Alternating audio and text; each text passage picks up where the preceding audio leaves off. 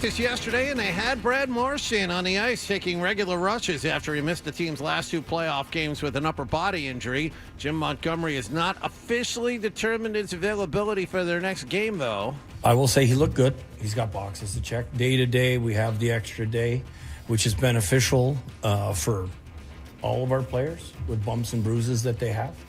And we will know more tomorrow. The Bruins trail Florida 3-2 in their playoff series. The next game is tonight at TD Garden. Judd Surratt and Bob Beers have the pregame at 6:30 and the face-off at 7 on the New England Honda 98.5 The Sports Hub Bruins Radio Network. The winner of this series will face the top-seeded Rangers in the Eastern Conference Finals.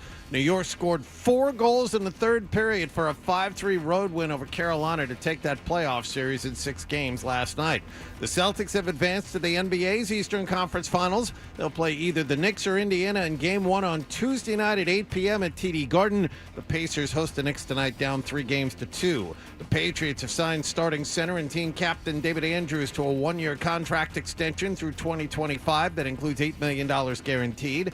At the U.S. Open Golf Tournament, Xander Schauffele tied a record. He fired a 9-under 62 in round 1 yesterday. He's got a 3-shot lead on Americans Tony Finau and Sahith Theegala. Entering round 2 today in Louisville, Tiger Woods began with a 1/72, and the Red Sox lost to Tampa Bay last night at Fenway 7-5. They dropped 3 of 4 to the Rays to drop back to 500. They visit the St. Louis Cardinals tonight.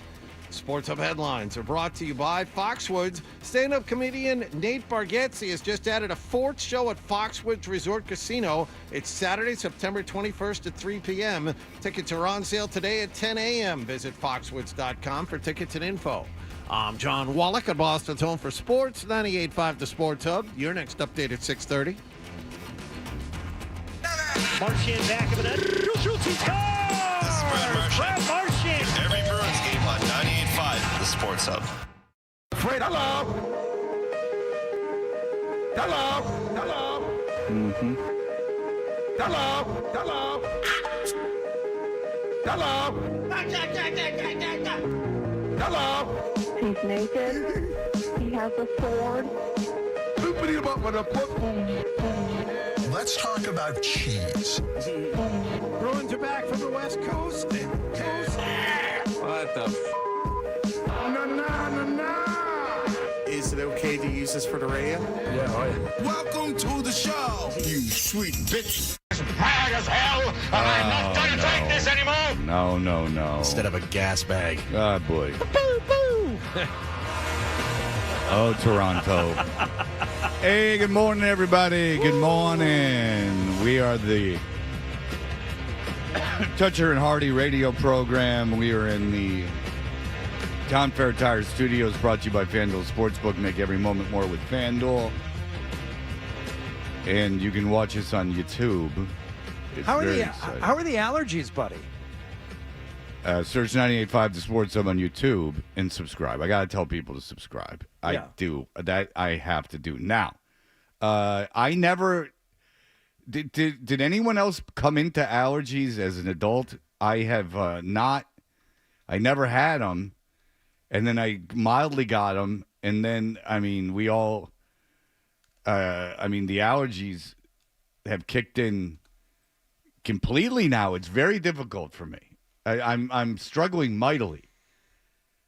Do any of you have any sympathy for how hard this is for me? No. Did I get up every morning and come in here despite my mild allergies? Does this... I thought you were going to start riffing on Julian Edelman in that Patriots schedule release video yesterday saying how easy this is for you. Do you guys have any idea how easy this is for me? But no, you went the other way. No, it's very difficult for you. You're a warrior. Yeah. You're getting it. You're getting it done despite the most debilitating circumstances. Yeah. The portrait in courage. It really is. And you mentioned the Patriots release schedule. The idea that I heard people say they thought that was funny is very, very upsetting to me.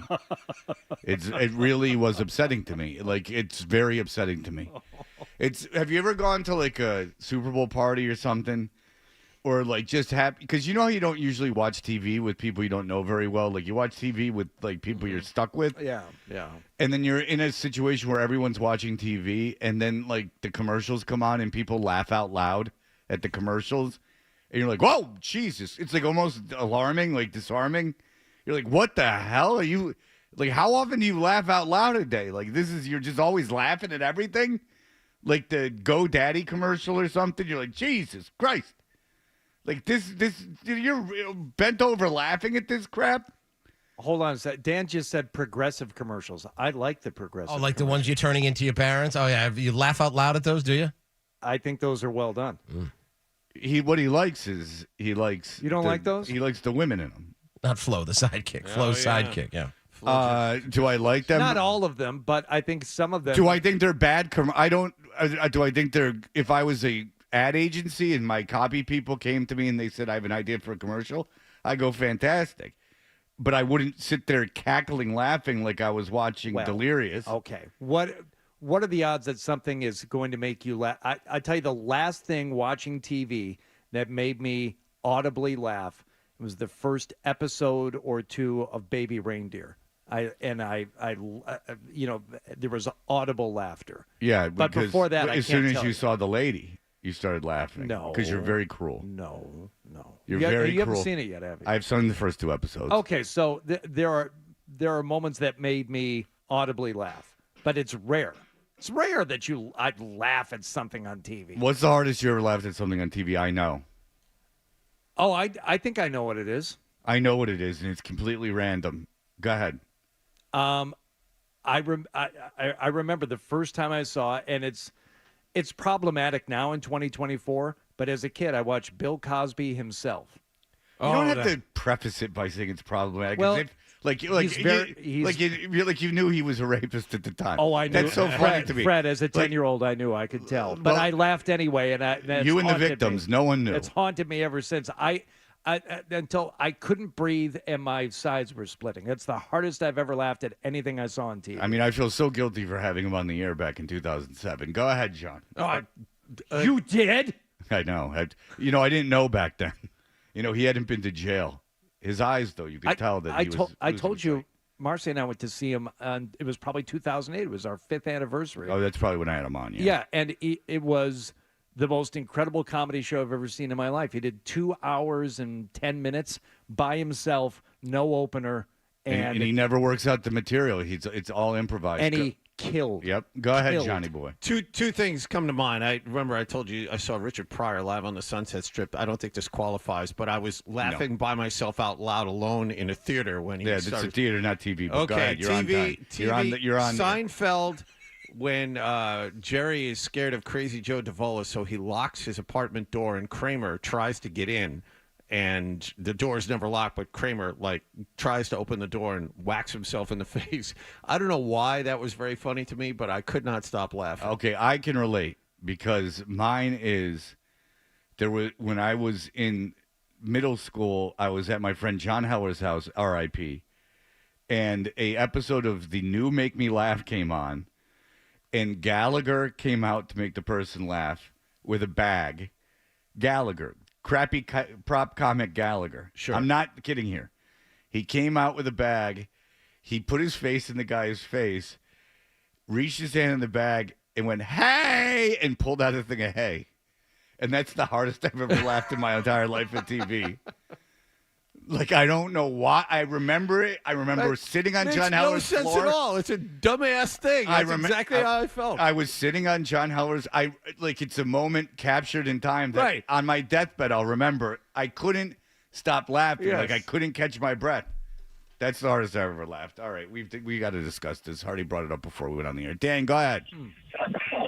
Oh, I love the new show. Hardy, don't laugh at things that aren't funny, okay? I thought we've got rid of the fakeness, but... what if I laughed at that wasn't funny? He's not talking about you. He's talking about the Cackles Brigade. Yeah, I'm sorry. I'm passive-aggressive towards somebody that used to work there. I'll take it all. So, Don't be so passive-aggressive.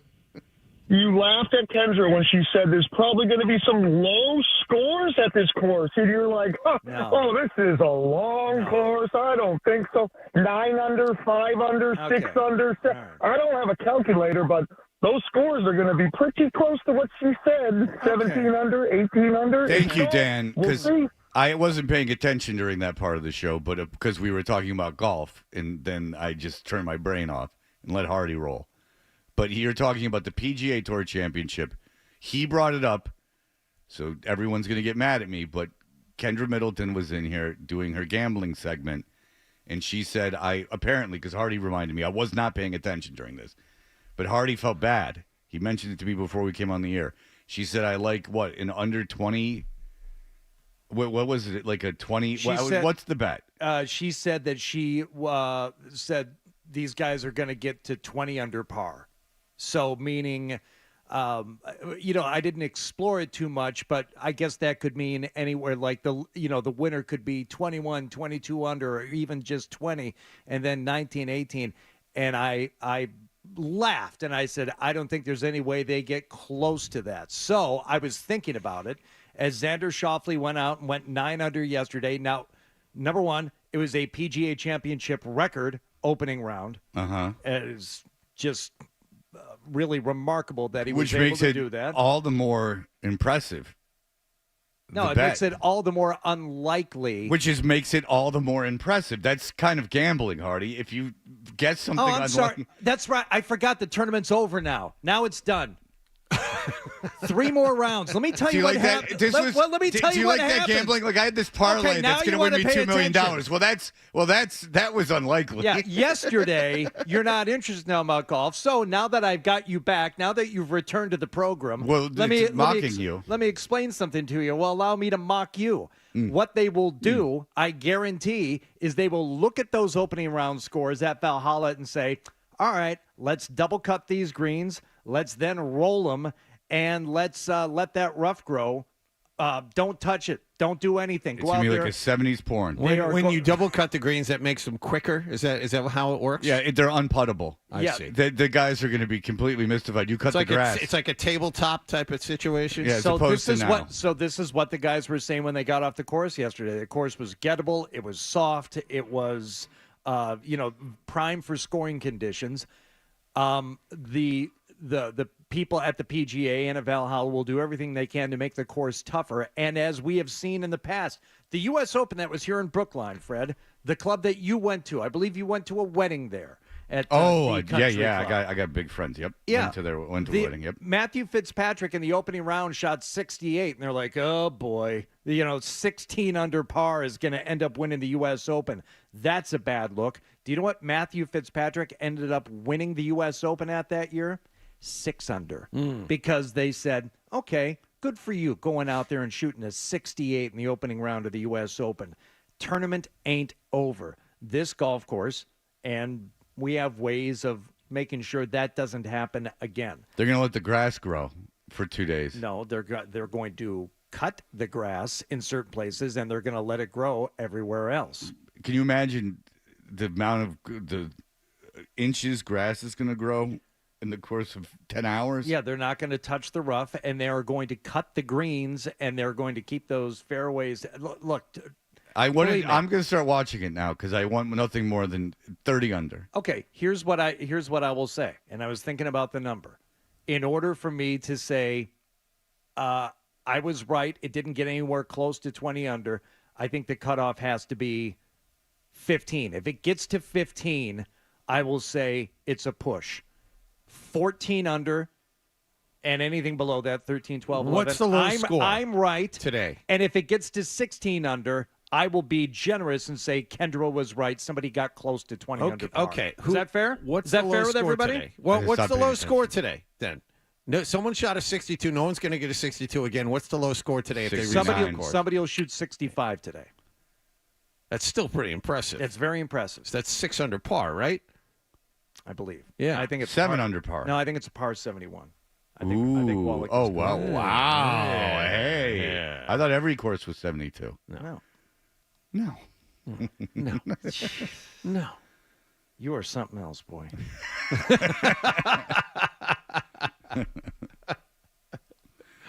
Oh, yeah. How dare you not like golf?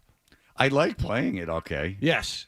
I really find it really, really boring to watch. I'm actually fascinated how people can watch it on TV. I think it's more odd to like watching it on TV than it is to not like watching it on TV. I don't think like I'm being caustic or mean by saying I don't like watching. Did golf. you, when we used to cover the TPC Boston, we'd all go down there at 3:30 in the morning whenever we went down there and sit off the 18th green. Did you walk any holes at all? Did you enjoy the experience, or did you? Well, I did it with you. No, what I'm asking you, your personal feeling, because I wasn't with you 100% of the time. I liked did you walk any of them holes? Yeah, to be honest with you, yeah. Like since we had to be there, I liked it. I liked the like hospitality tents. I kind of liked the vibe. In fact, I liked. This should tell you about my interest in golf. I enjoyed the TPC tournament or whatever the hell it was, the FedEx tournament, much more than I liked the U.S. Open. I thought it was a better taken. I thought it was a better run. The U.S. Open was like chaos, and you couldn't walk anywhere because the way they had laid out the course. It seemed like everything was shut off. Yes, you know what I'm saying. Like yes, I do. Like they wouldn't let you in anywhere, even though we were like media. I liked the Deutsche Bank. I was actually disappointed when they got rid of it. That's a pretty fair pink hat take. I'll tell you how much I like golf. I like the hospitality tents. I like going to the Deutsche Bank because it was easier to park. Well, I didn't park. No, I got a promo person to drive me like a human. I parked. It was easier to park. But walking the golf course is, I think the best way to watch a golf tournament. And the TPC Boston is not an easy course to walk, like hole to hole, because there are big stretches in between holes, and you have to. It's exhausting. You have to pick and choose. Well, no, you go from, I think it's either 8 to 9 or 9 to 10, where even the players take carts to get there. You have to cross this bridge, and you got to go across a piece of property. It's at least 200 yards. No, see, you don't know because you didn't walk the course. You say you like going to golf tournaments, and you say, I like that they had crab cakes in the hospitality tent. That was the 16th. I'll tell you how much I like. I'll tell you how much I like golf. They had clam chowder. That was awesome. I was telling you how much I didn't like golf. That I enjoyed the FedEx event more than a major. Oh well, I don't know. You mumbling, stuttering prick. I can't understand it. You reading Twitter? How dare you? Now I'm looking at the leaderboard. I'm glad I said 65 because outside of Schauffele's 62, there were 3 players who shot 65 yesterday. So as the golf course tightens up a little bit, I'd say somebody is going to go low today, and that new low number, the new low benchmark, will be a 65. The second best yesterday will end up being best today. That's my prediction.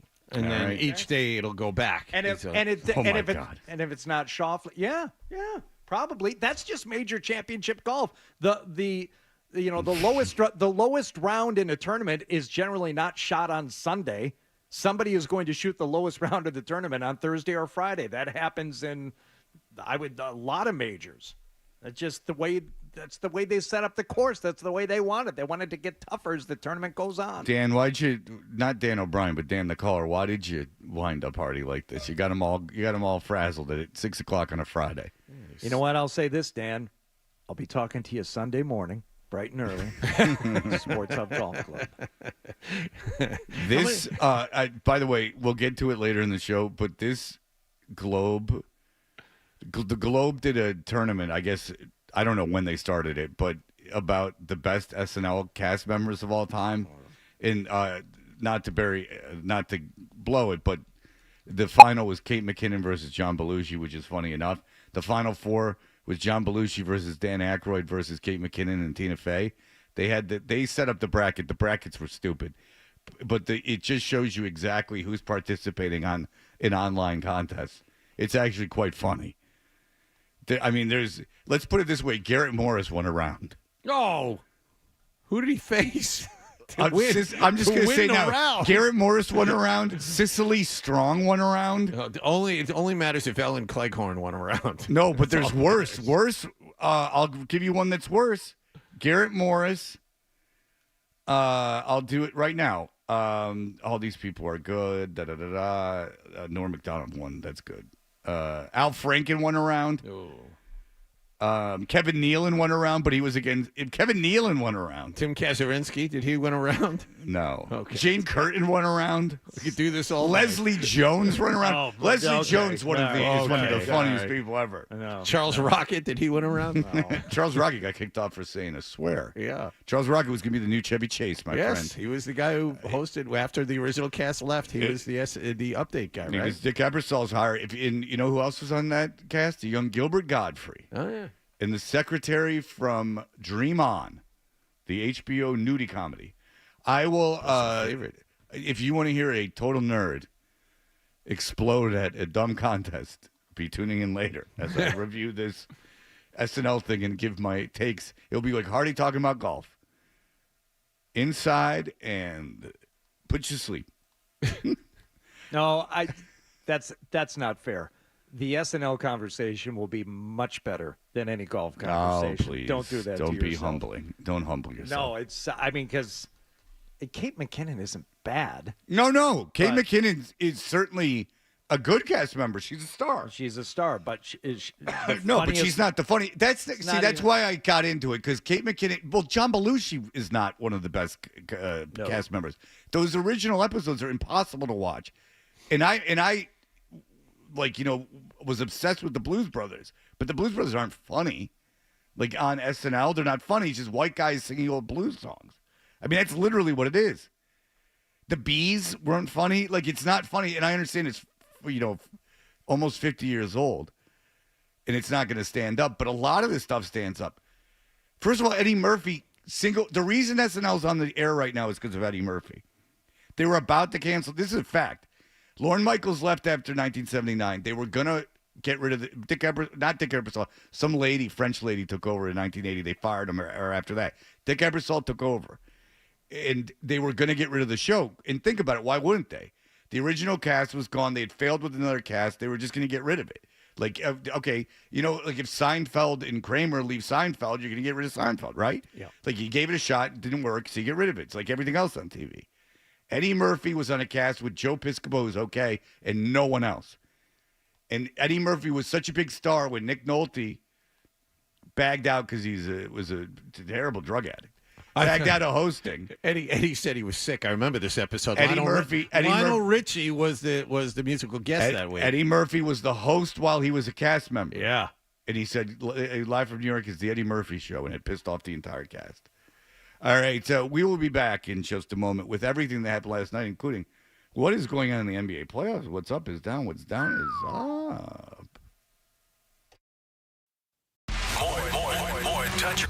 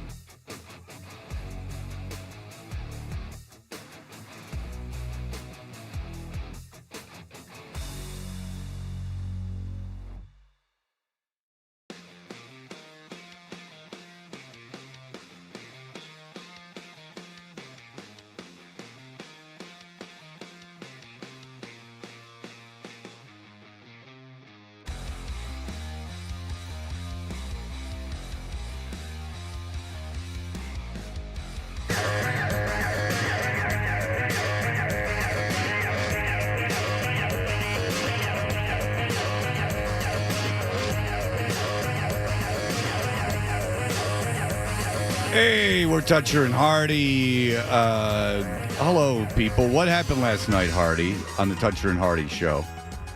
Well, nothing happened on the show last night. We're done at 10 a.m. I don't know what you're trying to do. He's still pissed about the golf thing. Good night, Alice. Yeah. Let's get to what's happening tonight by way of what happened last night. Brad Marchand spoke yesterday, and he was talking about his injury, his not being able to play in the last few playoff games. Of course, Game 6 is tonight as the Bruins play the Panthers at TD Garden. Panthers up 3-2 in the series. There is much discussion about Brad Marchand's availability for tonight. He was a full participant in practice yesterday, but he spoke.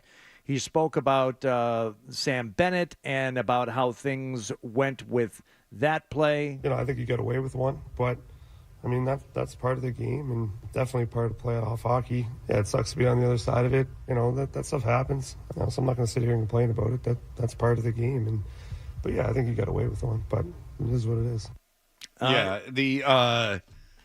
I mean, good on him. I mean, it would have been extraordinarily hypocritical for him to say he's not going to get any sympathy. No, slew foots and everything else. God. I mean, he's the worst of the worst for a decade. Yeah. So until he probably, and even worse, before he realized he was good, and Patrice Bergeron started getting in his ear.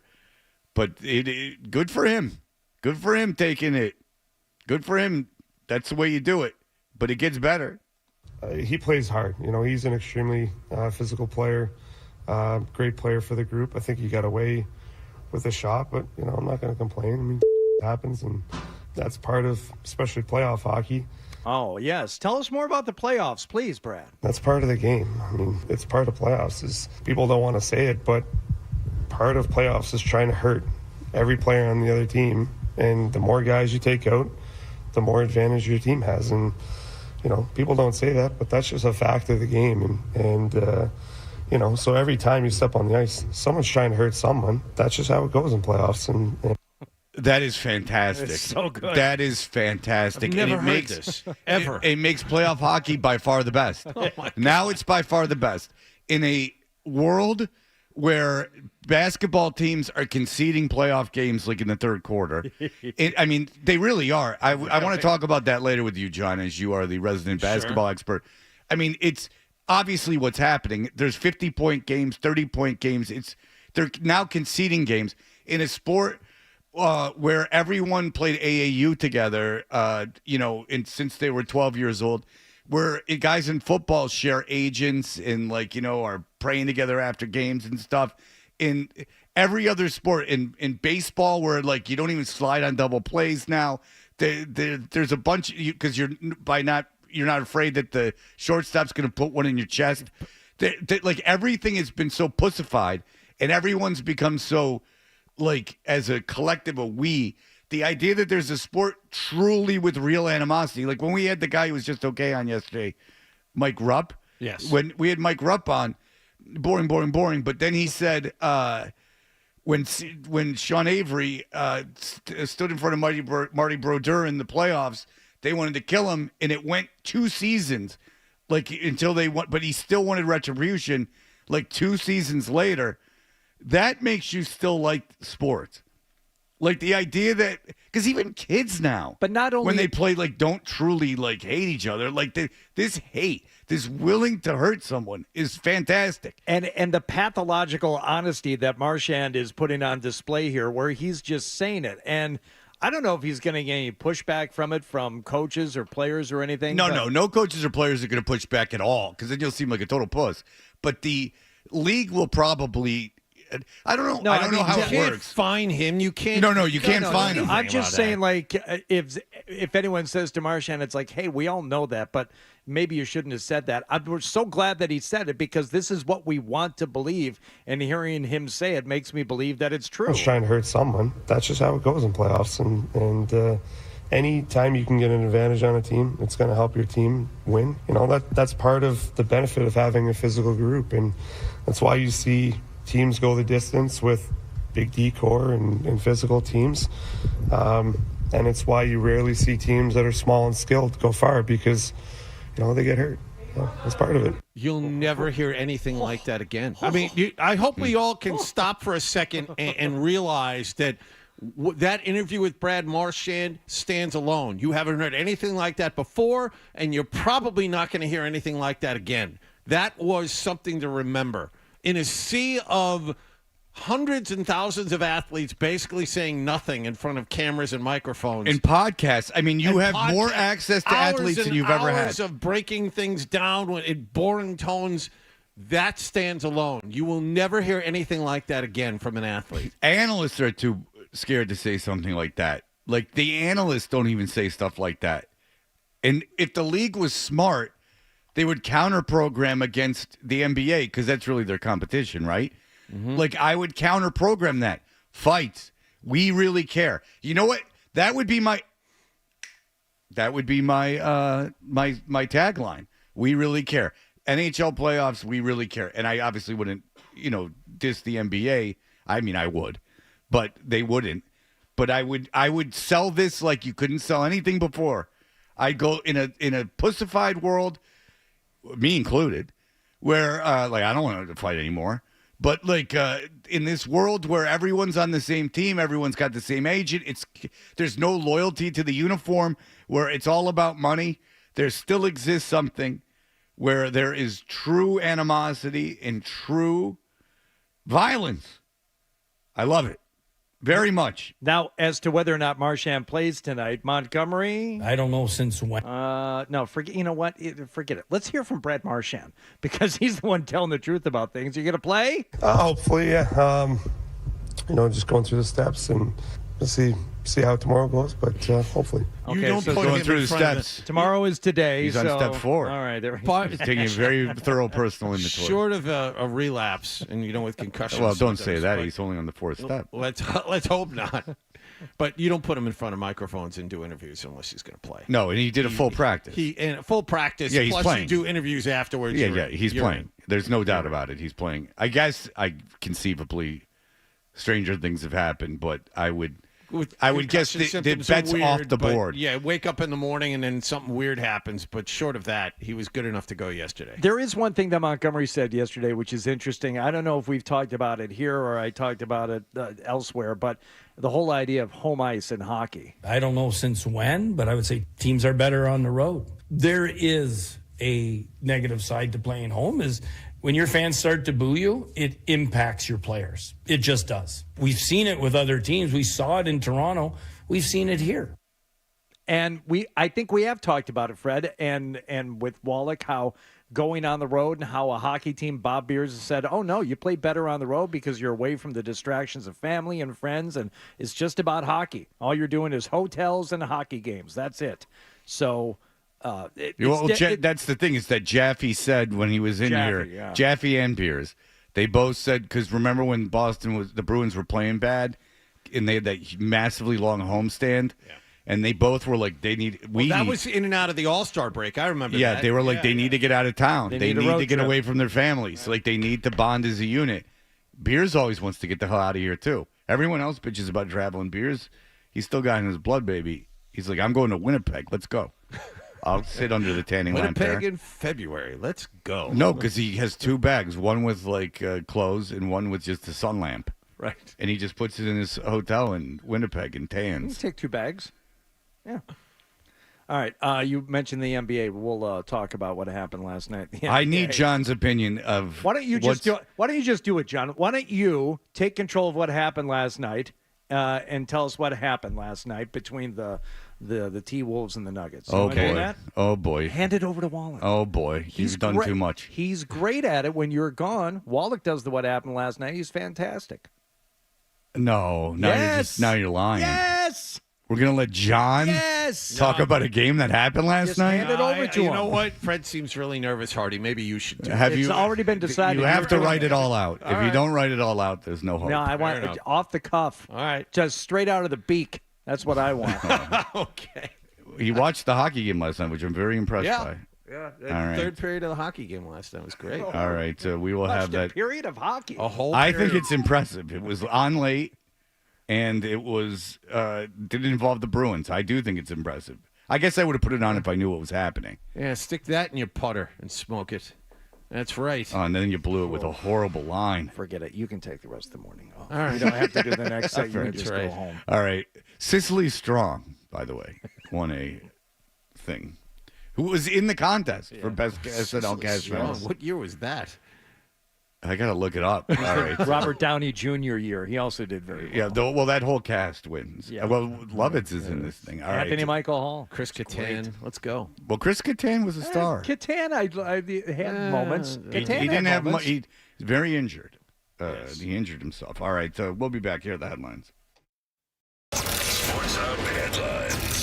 It'll be the Bruins and Florida Panthers tonight in Game 6 of their second-round playoff series. Bruins down 3-2. Judd Surratt and Bob Beers have the Duncan pregame at 6:30 and the face-off at 7. You're on 98.5 The Sports Hub. Brad Marchand practiced yesterday, but has not officially been ruled in for this evening. Celtics will open up their Eastern Conference Finals at home at 8 p.m. Tuesday night against either the Knicks or Indiana.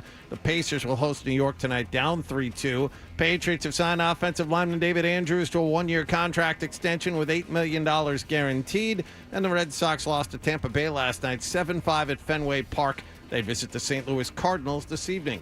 Sports Hub headlines are brought to you by Dr. Matthew Lopresti and Leonard Hair Transplant Associates, the hair doctor of Hardy and Brian Scalabrini at 1-800-GET-HAIR. I'm John Wallach at Boston Home for Sports, 98.5 The Sports Hub. Your next update at 7 o'clock. Let's go to 3 minutes. Jalen jumps the pass. Every game Up top, Pastrnak. Here it comes. is one step closer to the goal. The steal. Flies over Grayson. This is the home of the Bruins and the Celtics and their road to the playoffs. Boston's home for sports. 98.5 The Sports Hub. Hey.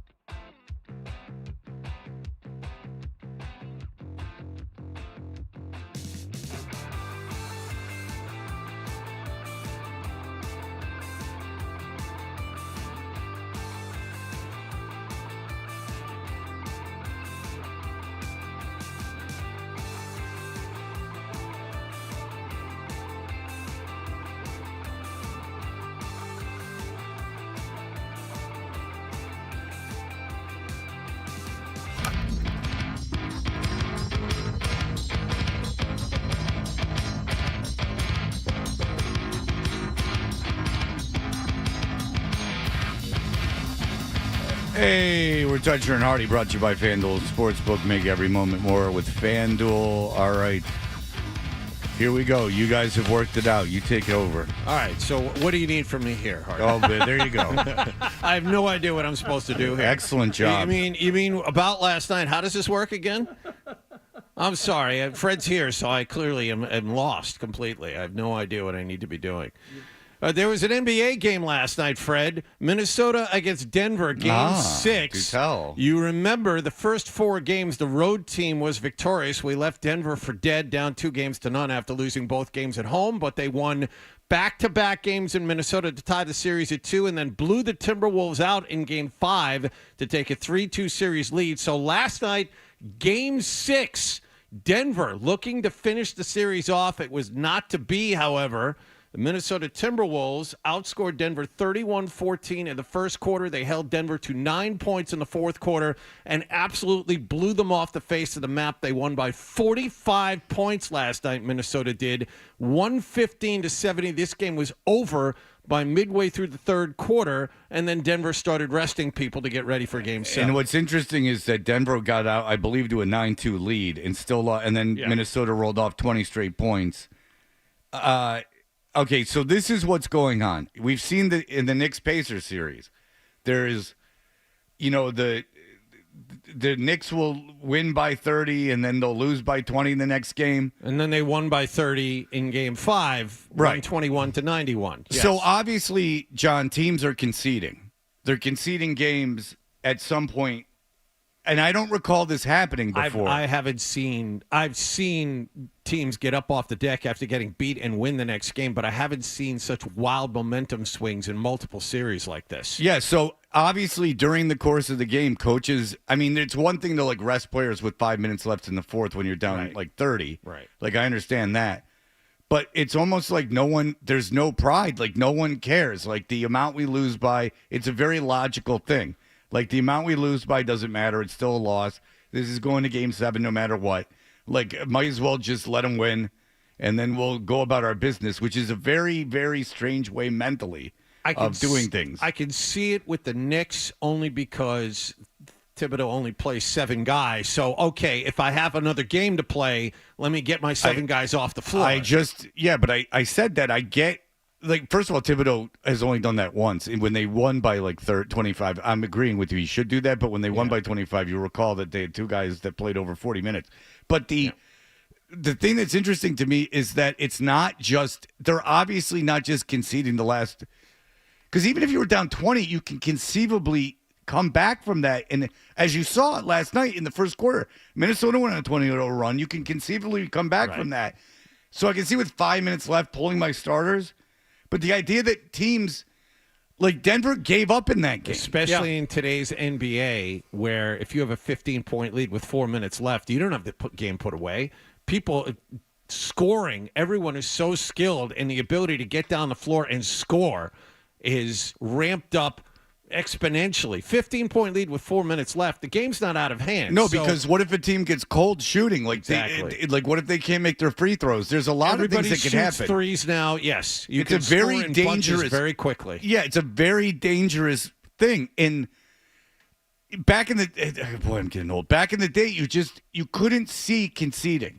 You could see things getting extremely physical at the end. There was a lot more pride. I agree with that. And the scores were down, and you punched other guys in the face. Now no one can play defense, and you're severely limited in ways you can stop teams.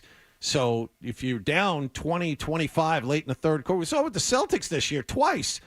The Celtics blew a 30-point lead in Atlanta one time this season. You can come back from very big deficits, and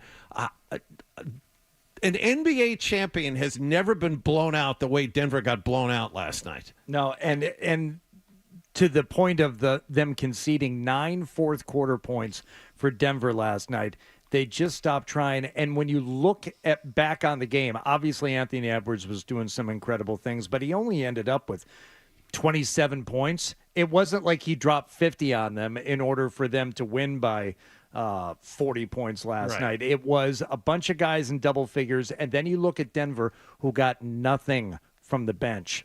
Jokic had 22, None of the other starters did much, and I think their bench points, maybe they got 8-9 points from their bench guys, and a lot of them played. Jamal Murray was awful last night. Yeah, well, Jamal Murray's a baby and a problem. And what's going on is that 4 for 18. If for you Jamal ask Murray. Anthony Edwards about it, it's if Karl Anthony Towns gets in foul trouble. He says that's what he said after the game. He said if Karl Anthony Towns gets into foul trouble, we're screwed because he's been taking Jokic and he's effective on Jokic, but when he gets in foul trouble, we have to do that. Right. Essentially saying Rudy Gobert is a puss.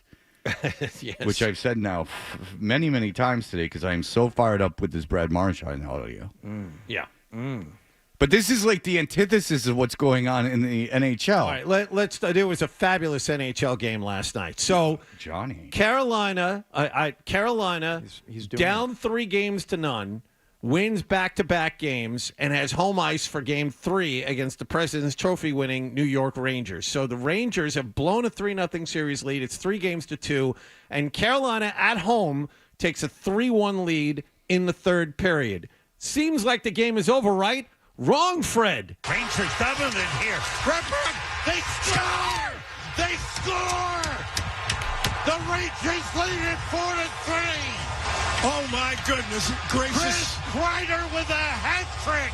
He has scored 3 consecutive goals. Harry Carey, that's old school. That's a guy that he doesn't even know he's getting paid anymore. That's a guy who just, like we've talked about, like in Pittsburgh, he just shows up to the rink. Yep. He just shows up to the rink because I'm supposed to be here, and they don't stop him. And he holds one hand up to his ear. Yeah, they that's right. and like every other week they kind of like see if they don't have to pay him, and if they don't have to pay him. This check hasn't been cashed. You know who this is going to upset? Oh boy, the great fans of Charlotte, North Carolina. Fred Toucher being an unhinged idiot. Yeah. The great Kyle Bailey. That's right. Now there will be nothing to talk about. As Carolina Panthers are not only don't have a prime time game this year, they're also not favored in any of their regular season games. I used a few minutes to rant and rave about it. Yeah, you did. Yes. I used a few minutes to rant and rave about it. Fred Toucher is a nut job. Fred Toucher is a nut job. When a couple of morons in Boston who host a morning radio show hung up on Carolina Hurricanes beat writer Chip Alexander. Here come the phone calls. Be careful. Well, they're not. Here is how I am going to address the audience for the rest of the show. Fred called Julian. He demanded to know who shared his number and then started dropping F-bombs and cussing Julian out. I did. Guilty as charged. Yeah. Fred Toucher is a nut job. I'm the nut, you stupid ass. I'm the nut. Can you believe this moron? He called Rick Radzik 25 times, left a bunch of messages. He called the head of sales. He called me, and I'm the maniac. I answered. Let's address this. This idiot. And Fred Toucher's a mouth-breathing jackass and a liar. Fine, great. I'm the worst. I really, really don't care. It's funny. But can you imagine this guy, this maniac? I hang up on the hick, and then he gets mad about it. Yeah, right. And then he gets mad about it. And I react to his getting mad about it. And so in a comedic way, insulting comedic way. So he then goes to 985thesportsup.com where they had the contact us information, starts firing off emails and everything. He calls Cedric Maxwell. Listen to this whole thing. He calls Cedric Maxwell. He goes, do you happen to have anyone over there's number, Fred's boss's number? What is it with these people telling? It seems to be a scurry of sports talk radio. And then so he gets Rick Radzik's number. He calls my program director 10 times, leaving a bunch of frantic messages. He calls the head of sales, leaving a bunch of frantic messages. Mm-hmm. His producer calls me. I go, what the hell are you calling me? I go, where'd you get my number, you maniac? I'm like, where'd you get my number? And he gets like, I'm not telling you. So I'm like, F you, mother effer. And I'm the psycho? Fred Toucher being an unhinged idiot. Look, man, I can be a psycho. This is not an instance of that. What am I supposed to do when some guy calls me? He's like, why'd you say that about Kyle? I'm like, who the hell is this? He's like, I'm a producer. How the hell did you get my number? I'm not going to tell you. I'm not going to tell you how I got your number. So I'm just supposed to go, tell Kyle I'm sorry. Fred Toucher is a nut job. Did he challenge you to a fight? I seem to remember that. He said he was going to fight me, and I said, go ahead, come. I was at dinner with my wife and a friend. That's right. We had a lot of fun with that. Well, he didn't. That's what he didn't like. He didn't like. He's a very chivalrous guy. He didn't like when I brought his wife. I was at dinner with my wife and a friend. Oh, hey. I remember that. I was at dinner with my wife and my sister wife. Or I was at dinner and wife, and the man and I was getting the chair ready in the corner. Don't you dare call me a Mormon. We are members of the Church of Jesus Christ and Latter-day Saints. Don't skip that. I was at dinner with my wife and a friend. I like Fred's explanation. Yeah, better. I like my explanation. I think it's more realistic than he had 2 wives. We are fundamentalist. And you, sir? Fred Toucher is a nut job. I'm the nut. Yes. Imagine the glass house. I am. I'm insane. And everyone lives in my head and everything is great. And I'll admit all of that. But I would say actively calling several people at a radio station because someone made fun of you is far more insane than answering your own cell phone. And when the person won't say how he got your number, swearing at them. An unhinged lunatic. And Fred Toucher's a mouth-breathing jackass and a liar. Fair enough. But you, sir, are the nut. You are nuttier than me. Fred Toucher is a nut job. And you are crazier than me, which is saying something. So, I mean, really get yourself checked out, Kyle, and learn how to speak in a conversational tone. You don't have to talk like this to be on the radio. Charlotte is a purgatory for bankers. When a couple of morons in Boston who host a morning radio show hung up on Carolina Hurricanes beat writer Chip Alexander. Yeah, that's the cross he had to bear. He had to fight for Chip Alexander. Ugh, those stupid Hicks. They're so insecure. And I know it because I know my own. Game recognizes game type of thing. You got that right, baby. Yeah. No, but like Boston wouldn't care if you hung up on Shaughnessy. They'd love it. You know what I'm saying? Like in Carolina, they're like, oh boy. Oh, you'd be celebrated. Yeah, like the Yankee, the guy in a real city hung up on our stupid Hick, and they all got mad because that's that insecurity. If you hung up on Shaughnessy or if Felger was doing a show and they hung up on Felger, or if they hung up on me, everyone would love it. They'd be like, about time. Listen to this a-hole, blah, blah, blah, blah. Put him in his place. But in Carolina, they circle the wagons. What a dump. All right, we'll be back. Here's Bert Breer coming up. You're listening to Toucher and Hardy on the Sports Hub.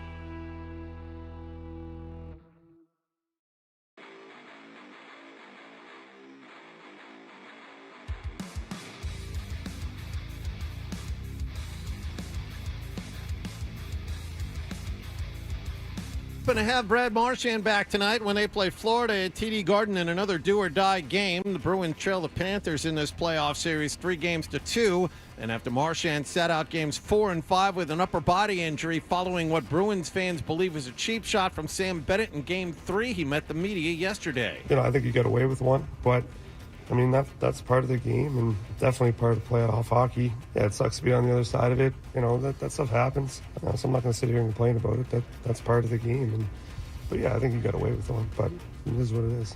Marchand practiced fully yesterday. The team has not yet said if he'll play tonight. Judd Surratt and Bob Beers have the pregame at 6:30 and the face-off at 7 right here on 98.5 The Sports Hub. The Rangers scored 4 goals in the third period to beat Carolina 4-3. They won that playoff series in 6. They'll play either the Bruins or Florida in the Eastern Conference Finals. Celtics are in the Eastern Conference Finals, and now they have a date for Game 1. They'll play either the Knicks or Indiana Tuesday night at 8 at TD Garden. The Knicks and Indiana play Game 6 of their playoff series in Indianapolis tonight. The Knicks up 3-2. Patriots have signed offensive lineman David Andrews to a 1-year contract extension. The big story of the morning is in Louisville. Round 2 of the PGA Championship on deck, but it's been delayed due to a big car accident near the course. The number 1 golfer in the world, Scott Scheffler, was actually detained by police after he tried to move around the crash to make his tee time. All right, you save it because Hardy's fit to be tied. Just Okay. go to the sponsor, and then Hardy's already mad at you for the way you pronounced his name. Oh, I said Scott instead of Scotty. I apologize. And the guy on ESPN that's talking about it did not expect to be on the air right now. Okay. He looks like he was hit with a bottle of whiskey. All right. Sports Hub headlines are brought to you by the New England Revolution. They're back in Foxborough Saturday night to face off with the Philadelphia Union. Kickoff set for 7:30 p.m. Get your tickets today at revolutionsoccer.net. I'm John Wallach of Boston's Home for Sports, 98.5 The Sports Hub. Your next update at 7:30. This is Kristaps Porzingis. Left-hand dribble, lobs it. Porzingis catches with one hand and throws it down. You're listening to the home of Boston Celtics basketball. 98.5 The Sports Hub. Now, more Tuncher and Hardy on the Sports Hub. The hell song is this? 9 to 5? No, this is the Spinners, Rubber Band Man. Or as Wallach would say, I think this is a Steve Wonder song. No, Scotty Scheffler. All right. It's like the fire alarm went off in here. Hardy is completely out of sorts right now. Well, there's just insult. Sorry. Can I like I called him, Rick or something. I just want to give you one thing that happened off air, and then I will let all of you say your piece. Hardy said this was like if Patrick Mahomes got arrested on the way to the Super Bowl. I will say playoff game. Yes. Okay. Toucher and Hardy is brought to you by FanDuel Sportsbook, but not his dad getting arrested for DUI the week of the Super Bowl. I think like his 8th DUI. Well, I mean, like, wouldn't Patrick Mahomes? That'd be like Tiger Woods getting arrested on the way to the Masters. Yeah. Make every moment more with FanDuel. Watch us on YouTube. All right, Bert Breer from MMQB is in studio. Go ahead. What's going on? Okay, so the round 2 of the PGA Championship about to get underway. The number 1 golfer in the world, Scotty Scheffler. Not Scott Scheffler, Wallach. I said he was the number 1 golfer in the world. Yeah, I don't but get then he any called points him. for that. He is so flustered. My God, is he upset for no reason? Well, you All called right. him Scott. I didn't call him Fred, Rick, or Ralph. I mean, I called him Scott. Stop bringing me up on the air. I'm sorry, man. Scotty Scheffler. I got my phones ringing. There's a guy in Carolina fit to be tied. Has been arrested. He is going to jail. He has been detained by police in handcuffs. Like Mark Parento. After going to jail. That's offensive. Now, there was a misunderstanding. A misunderstanding With traffic flow. I've covered a lot of misunderstandings in my career in the NFL. Yeah. Oh, Tyreek Hill, a lot of misunderstandings. This according to Jeff Darlington. A misunderstanding with traffic flow led to his attempt to drive past a police officer going to Valhalla.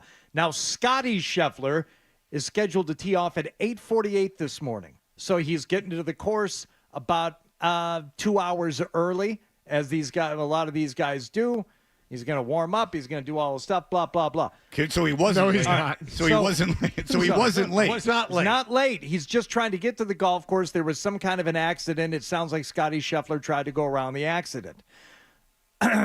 Oh, boy. So Scheffler goes to drive past a police officer to get into the golf course. The police officer attempted to attach himself to Scheffler's car. So he's hanging on to the side of the car. Scheffler then stopped his vehicle at the entrance to Valhalla. The police officer then began to scream at Scheffler to get out of the car. When he exited the vehicle, the officer shoved Scheffler against the car and immediately placed him in handcuffs. He is now being detained in the back of a police car, and we are hearing that he is on his way to jail. So I said to Hardy, he must have really gone off on the cops. By the way, if a cop is mad enough to grab your car, you're probably in trouble. And that sounds like he kept going. And Hardy, what did you say? Unironically, when I said that, he must have been a dick to the cops. Not a chance. Scotty's one of the nicest guys in the world. That's exactly what Not a Hardy said. chance. He said there's not a chance that Scotty Scheffler did it, his close personal friend. And I said, Wait, wait that's until Hardy saying that? Hardy said that. Yes, he said that. There's You're not no one way. of these guys who thinks you really know the athletes, are you? I mean, seriously. Oh, boy. Well, yeah. they're not all pedophiles, domestic abusers, and drug addicts like the guys you cover, Bert. So I mean just a I'm handful. not turning this into a golf. I'm not turning this into a golf versus football player thing. I'm just telling you. Okay, well, I said Look, I will tell you. I will tell you. I would have vouched 1,000,000% for Darren Sharper's character when I was a younger reporter. I learned my lesson. Sam Hurd was a great guy before he started dealing Sam drugs. Hurd, I swear. Well, for whoever hasn't heard the story, I covered the 2008 Cowboys, which had they had Tank Johnson, Pac-Man Jones, Terrell Owens, all of these guys in this team, right? Hurd was a really nice guy. And there's one guy. Yeah. There was one guy who was the most godly, moral person in that locker room, the guy that the coaches leaned on, the guy who spoke in chapel to his players, the kind of guy you have the troubled player room with on the road, right? That was Sam Hurd, who turned out to be an international drug dealer. So, tons of drugs. Oh, yeah. Like when he says international drug dealer, like a drug importer of real importance, like a Pablo Escobar type. Can you not understand the difference between guys who are living a certain lifestyle and the nerds who are on the PGA Tour, and understand that there may be a difference in their level of shenanigans off the field and off the course? Sounds like these guys are. These guys, a lot of these guys are jerks, aren't they? But they're pretty tame when it comes to running afoul of the law. Isn't Mickelson a huge jerk? Yeah, Mickelson. Yes. Yeah, Mickelson Yes, is a guy who helped send one we of his thought good friends to prison. We all thought we knew Tiger Woods until we didn't, right? What about Eugene Robinson when I was in Atlanta and he was the man of the year? This is an all-time, right? Well, this is the all-time one. Yeah. Is that Eugene Robinson was, I believe, that year the NFL Man of the Year? Not like he did. I think he had just received the award, right? Yes. Wasn't that why he was? Yeah. He was a beacon of all that was right and good in the world. He is still like a minister. He's a bit of a hypocrite if you want to know. Unlike a lot of these evangelicals. And the night before the Falcons played, it was when they beat Minnesota in the NFC Championship game when Butler missed the kick. Whenever they got, maybe they lost to Denver. No, they lost to Denver in the Super Bowl. They had just upset the Vikings, who had been 15-1 with it was Moss was a rookie, all that. Yeah. So the night before the Super Bowl, the NFL Man of the Year goes out and gets caught trying to solicit a prostitute. But Scotty Scheffler, who's going to jail on his way to the PGA Tour event in Louisville, did nothing. Hardy's frantically scrolling the news for some kind of vindication for Scotty Scheffler. No, it sounds like he probably didn't stop. This would be my guess, and according to Jeff Darlington, who was trying to. You said you're friends with Jeff Darlington? Yeah, Jeff's a good buddy of mine. All right, well, go after your good buddy who sounds like he was trying to intervene in the situation, and the cop told Jeff Darlington, "There's nothing you can do. He's going to jail." That's awesome. So you That's think awesome. I'm sticking up for these guys? Your buddy Jeff was practically. Let's not make this personal. I'm just saying. You made it personal. You say you don't think you actually know these guys. Well, no one, you don't though. We don't know the athletes. That's the thing. And a lot of them. And look, I don't want to say they're all bad. There are a lot of them that are genuinely awesome guys. In fact, I always say, NFL players get a bad rap because 95% of them are really good guys, right? Yeah, most of the guys absolutely. most of the guys I've come across are awesome. Minkovic, good guy. But there's like a lot, and there's a lot of guys who have bad reputations who you hang out with them, and it's like, oh my God, like Philip Rivers. A lot of people at the beginning of his career thought he was a jerk. He's like the best guy. He's an awesome guy, right? So I'm just telling you, perception in a lot of cases, whatever the public perception is of a person, like in that realm, a lot of times it's false. Okay, so a lot of times it's false. So I will on say, Tiger Woods, it was false forever. Of course, Tiger Woods is borderline sociopath. All this stuff, Right? that he But no was one doing. thought that in 2001. Why is he a sociopath? What did he? No, I'm serious. What did he do that was so bad? Except for extramarital affairs, he didn't assault anyone. No, but he had this like completely second life that he was living. Yeah, I mean it's not ideal, but I mean it's not. I wouldn't put him like on the same level as Scotty Scheffler. What is more likely? I like how he's dressed like a golf dad too, getting hauled off there. Like I know the untucked golf shirt, like the New Balance shoes. Yeah, there's just Hardy is right when he classifies them as dorks. Like that, but that is like that looks like the guy who like had a few too many on the course and got pulled over. You know. Okay, let me ask you what is more likely: the guy who is generally considered to be one of the nicest guys on tour that everybody gets along with. He gets along with everybody, is secretly this terrible person because we don't know who he really is, or he had a bad moment in traffic trying to get to the golf course and went around a police officer who ended up being a hardo, held onto the side of his car, dragged him out, and put him in handcuffs. To be honest with you, the chances of the cop in this situation being a hardo are very slim, Right. because this is in front of the golf course where they're having a major where they're having a major championship. There's much more. Scotty Scheffler thought that he was a big shot, that he was better. This is what happened. If Scotty Scheffler did nothing wrong, there are a dozen people driving from the course to get him out of there. Well, dude, like, look at where he and got. I've been around these events with big athletes. Like there are people there that are there, like basically to shepherd these people along. So if anything goes wrong for any of these Rory guys, married they one. spring into.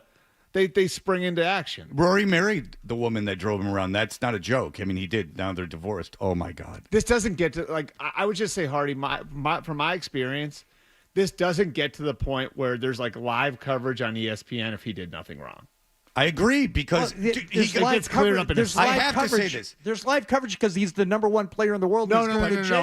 But this thing gets diffused so quickly. If he Yes. didn't do anything wrong, this thing will get diffused in 5 minutes. He was arrested at the gates of the golf course, where everyone is.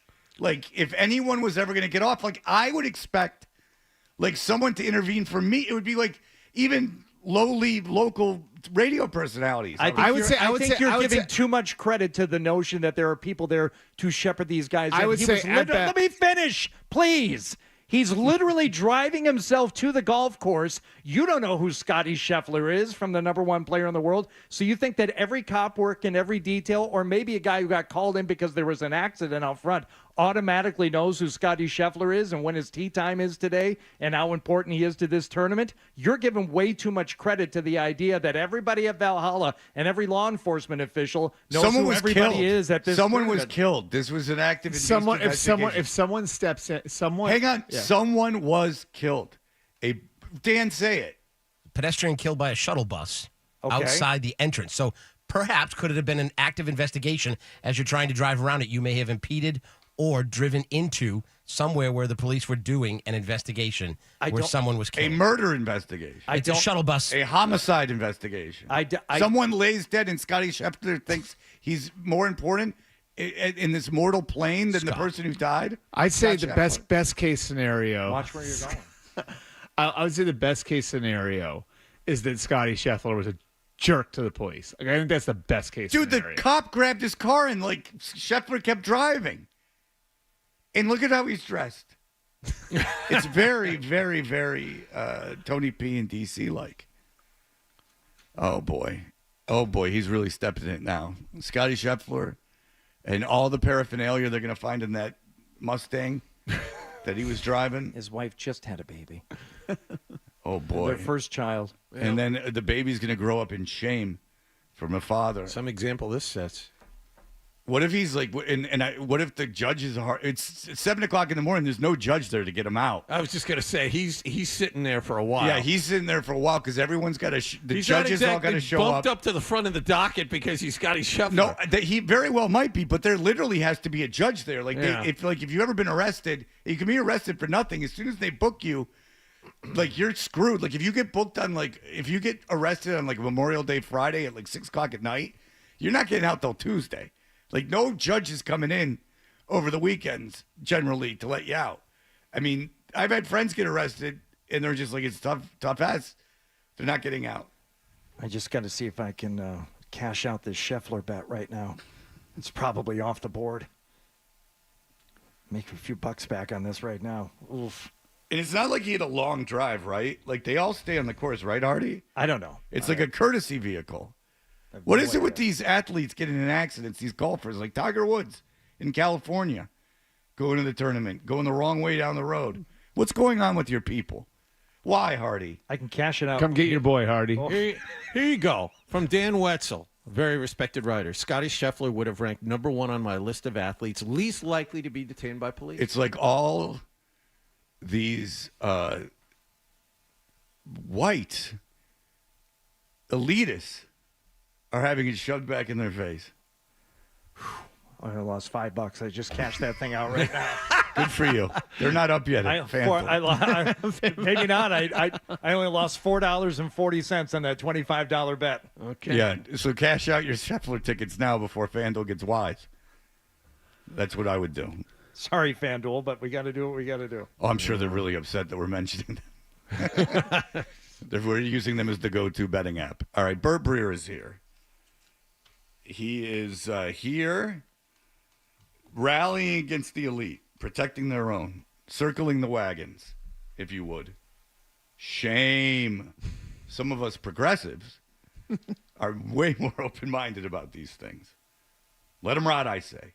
Hey, if this was I'm a fan of the police, thank you very much. If this was a football player, would Hardy have the same reaction? I mean, you should have heard him going off against these protesters. His voice wouldn't have gone up an octave, I'll tell you that. Yeah. You should hear him about this case in Canton. He can't shut up. I'm kidding. I've seen that. I'm kidding about that. It just makes him uncomfortable because he lives in Canton. Maz texted me last night. Are you following this trial? I'm like, I've talked to him about it. I've spoken with him at length about it. And I text him back, are you serious? Do you live in the same Canton as the Canton where the lady where the man got ran over? I'm like, yeah, man. Every other day, there's somebody like on the TV screen that I know or have met, and yes, I'm following it. And then he calls me and he says, I just can't keep track of who's who. Now, what's going on with this thing? It's like one of your kids walking in. It's like one of your kids walking in the middle of an hour into the movie Inception and saying, "What's going on?" Yeah. Oh, okay, all right. Yeah, I'll stop what I'm doing. I'll tell you everything. All right. Bert Breer is here as the investigation moves forward. We will be back.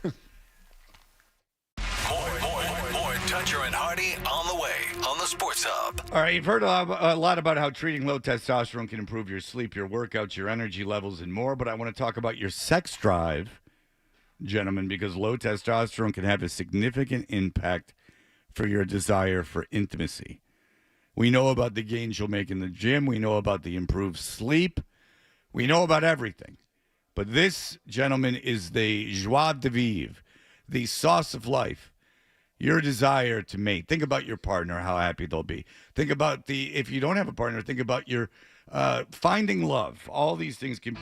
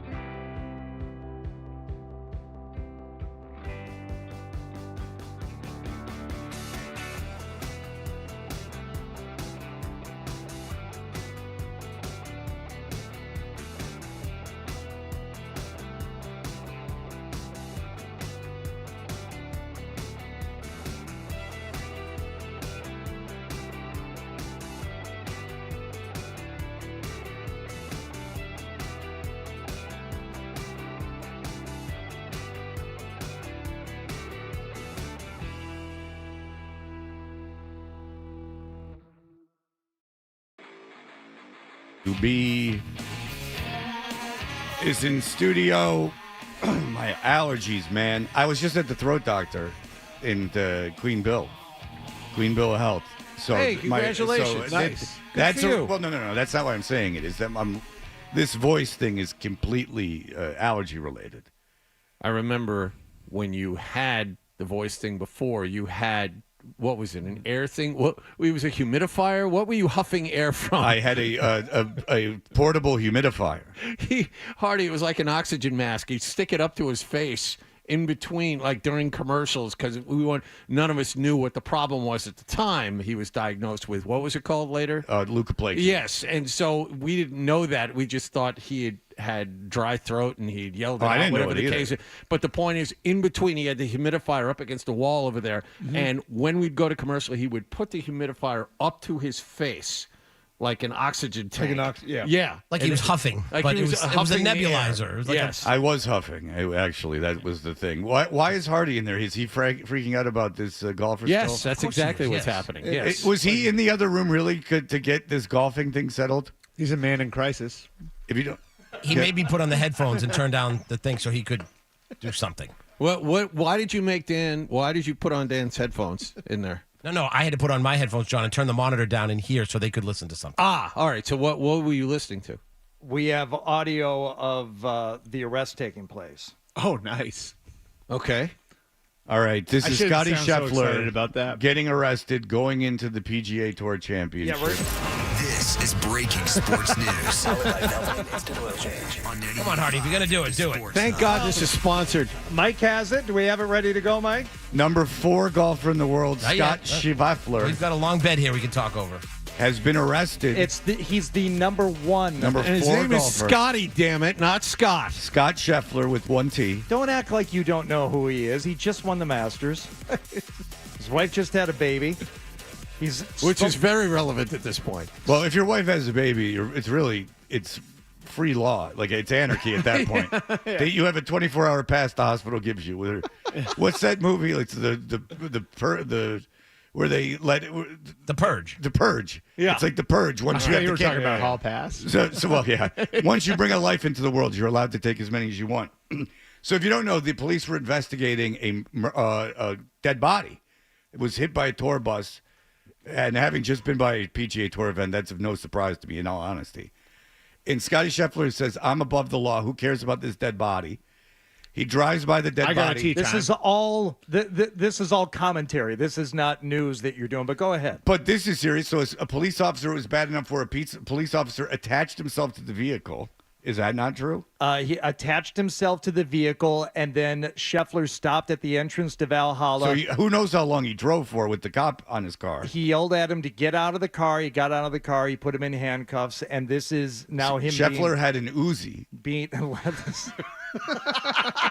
Why would he need an Uzi at the PGA? Oh, he's hardly upset. He's really angry about this. This is one of the police officers speaking to on camera. This is a video posted by Jeff Darlington.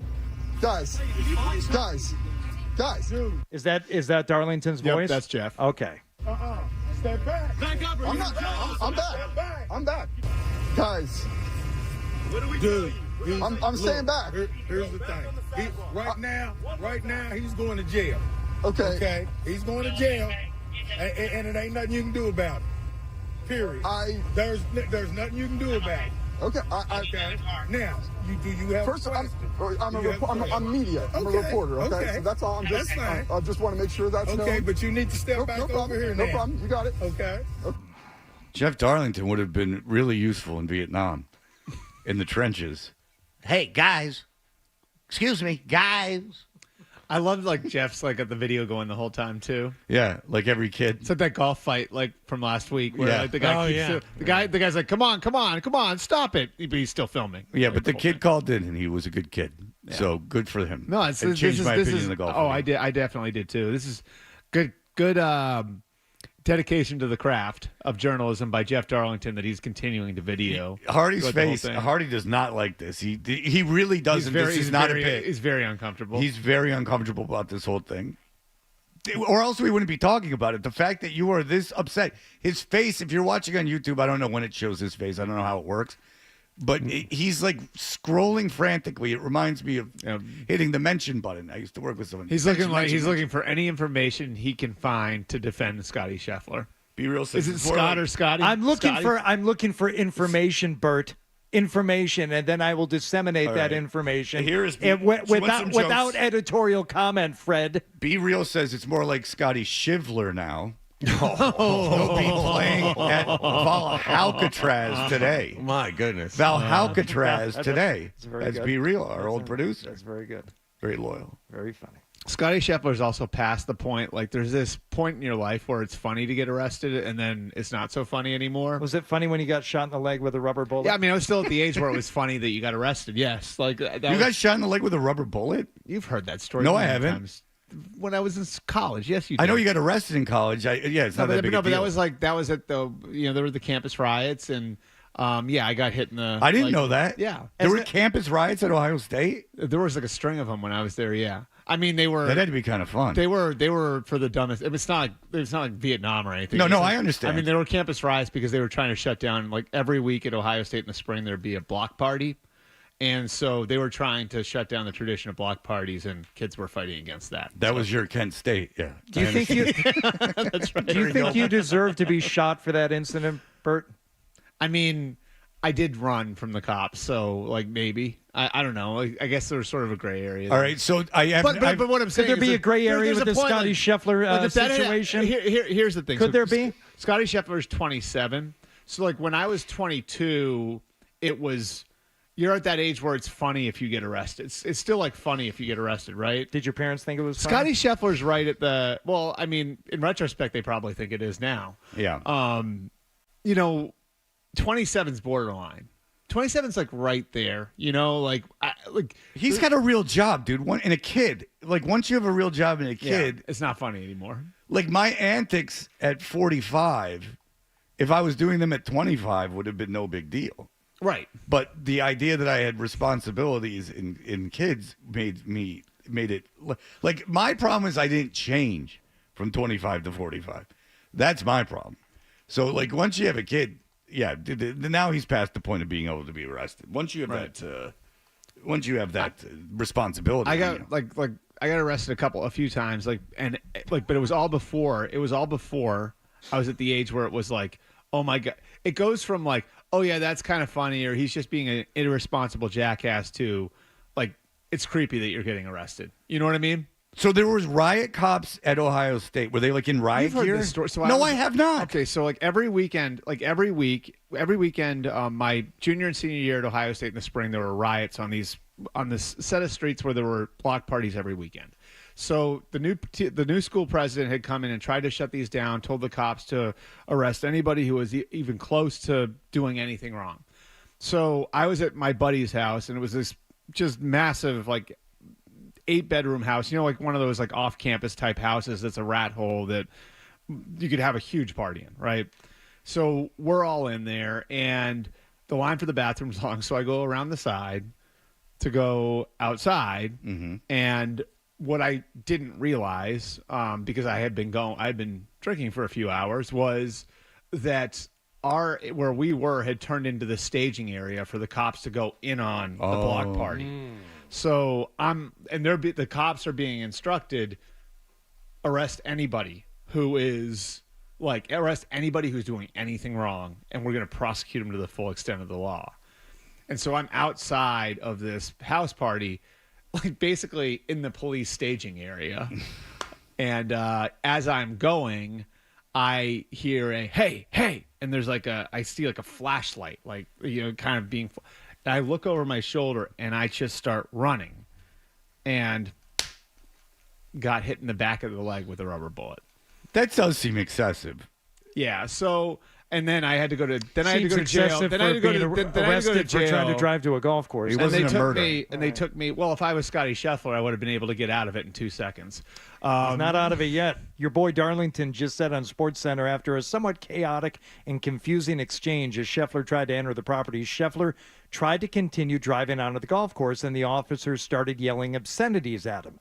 That's when Scheffler rolled his window down. The officer reached into his vehicle and grabbed his arm. So they stopped him, and then he was stopped, and then he just like took off. Like that's being a massive jerk. No, like, if no, you're not stopping it doesn't say that. That's Read it again. Darlington just said on SportsCenter, after a somewhat chaotic and confusing exchange as Scheffler tried to enter the property, Scheffler tried to continue driving Yes, into that's the golf exactly what I course. just said. They stopped him, they talked to him, and then he took off. So that's what happened. And then he rolled his window down. And then he stopped again, but he took off. When they said stop, stay here, probably they didn't know if he was the guy who hit the person. But you see the footage there too, where it's like raining and it's still a little bit dark. And no, I'm trying to figure out, because this isn't something that any normal person would do. You don't even have to be like a bad guy to do this. Like if there's chaos going on, there's lights, there's one guy telling you to stop, there's another person kind of pointing the other direction. Cops don't do a whole lot of traffic detail anymore. It's not the white gloves with They the were out at whistles noon. and That's all this true. stuff. And you know, Jeffrey Dahmer, what was odd about when Dahmer was killing and eating people, very rainy in Milwaukee that whole time. Same with Son of Sam. That was the rainiest summer. Did you know that the weather can affect your mood, Fred? Absolutely. Seattle has the highest suicide rate of anywhere. I mean, a rainy morning. That's why the Son of Sam. It was the rain. It wasn't the dogs talking to him and telling him to Can you imagine go. the frustration if you're going to play one of the biggest rounds of your life and it's raining out? I mean, listen, it's going to be soft, Hardy. Even if they double cut the greens, you're going to be able to run it up. Dartboards, those greens after rain. Man in crisis. Hardy does not like this one bit. What are you going to do on the golf show? Are you going to cover it, or are you going to cover it up? Ooh, that's a good question. Are we bringing that up on Sunday that Scheffler got arrested? Monday, be tuned in. You're Rob right. Ninkovich, Dan Roach, and Hardy. We got a podcast that sumbitch. Very important. I might have to go to Valhalla. I might have to leave the show early today. I might have to go down there. You go down there and work be on things the out. scene. Now, in seriousness, are you going to discuss this on the golf show, or will it be covered up? Of course this gets discussed. Are you going to handle it with this kind of denial that you're doing now? I am going. What if he killed the guy? I am going to. What if he's responsible for the guy being dead? So what if he is charged with vehicular manslaughter? Yes. I will cover that up. I will not discuss that because out of respect to the victim. But I don't think that's the case. And I will not be doing it so glibly as you are, Fred. Well, yes, because there's much more on the line. Well, and that is a serious program, unlike this morning zoo that you seem to be the caretaker of. I think the Sports Hub Golf Club is a time for serious conversation and reflection. Between the attacks at me mumbling and calling this a morning zoo, I have a feeling you have some burner accounts on Twitter. Because he seemed to be mirroring insults that I've been facing for decades. I've been calling you a mumbling, stuttering prick for years. I know, and so have the Twitter. So the Twitter people got it from me. All right. Well, there you go. Hardy's going to try to keep going. Listen to the golf show Sunday mornings at 5. Full coverage, full recap. This is great promotion for the golf show. I know, really it's a is. good point. 7 a.m. 5 a.m. Okay. He's up. We're not going to do an extra hour? You really should. You should do the golf show now. Expand the show. You know what they do after the golf show ends at 8 a.m.? Do you know what is next on the Sports Hub? Fox Sports Radio. They go back to the feed. That's a kick in the balls. There's no one at the station. It's just empty. Does the kid leave? Does Ryan leave? I hope so. I Oh, hope boy. he doesn't have to stay here. Hachi I don't think he does, though. All right. Bert's here. We will continue. We have talked no football. We can talk a little bit about the schedule, unless some more damaging news about Scotty Scheffler comes out that Hardy has to come to terms with. All right, here are the headlines. Sports Hub headlines. Another.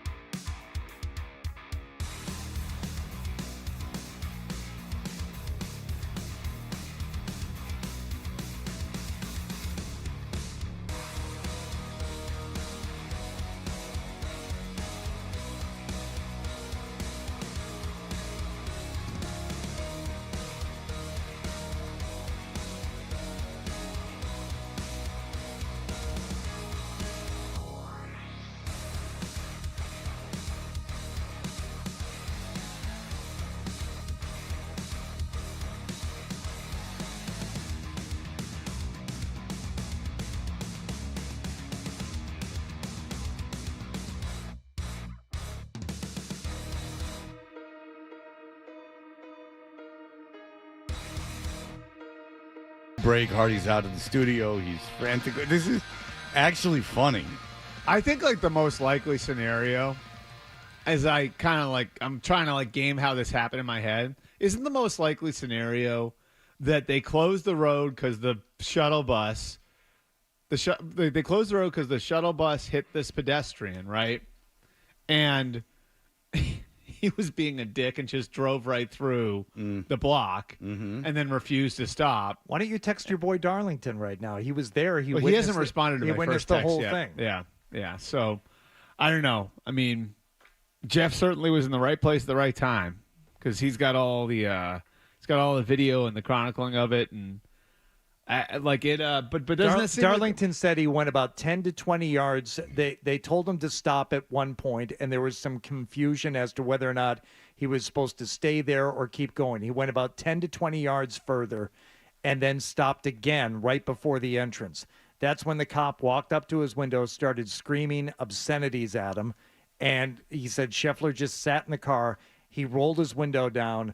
The cop reached in, grabbed his arm, and then opened the door from the inside, dragged him out of the car, put him in handcuffs, and took him to the cop car. So, like, this is like a case of police brutality, in your opinion? No. Unlike you and Fred, I am reserving comment. I'm just stating facts from your friend, Mr. Darlington, Lord Darlington. I've learned in these sorts of situations not to make any assumptions on. Mm-hmm. But until just now, where you made tons of them. Yeah. Well, no, I mean, he was being a dick, and he just decided I'm just too putting big for pieces this. together. I'm putting did pieces you make together. assumptions or not? I'm not assuming anything. I'm guessing. That's guessing, not assuming. Oh, I see. What's the difference? A very fine line. You There are tend two to different walk, things. Mr. Reporter guy. Guessing and assuming are two different. I'm on your side on this one. I don't cover golf. Like, I'm not a reporter on this one. I'm So just you're assuming. I'm an You're observer. assuming things. I'm an That's what you're observer. doing. All right. I'm a concerned citizen. Scheffler ain't making his tea time. We know that. Guys. Dude, step back. Back up. I'm back. Guys. What are we doing? I'm staying back. Here's the thing. Right now, he's going to jail. Okay. He's going to jail, and it ain't nothing you can do about it. Period. There's nothing you can do about it. Okay. Can you imagine?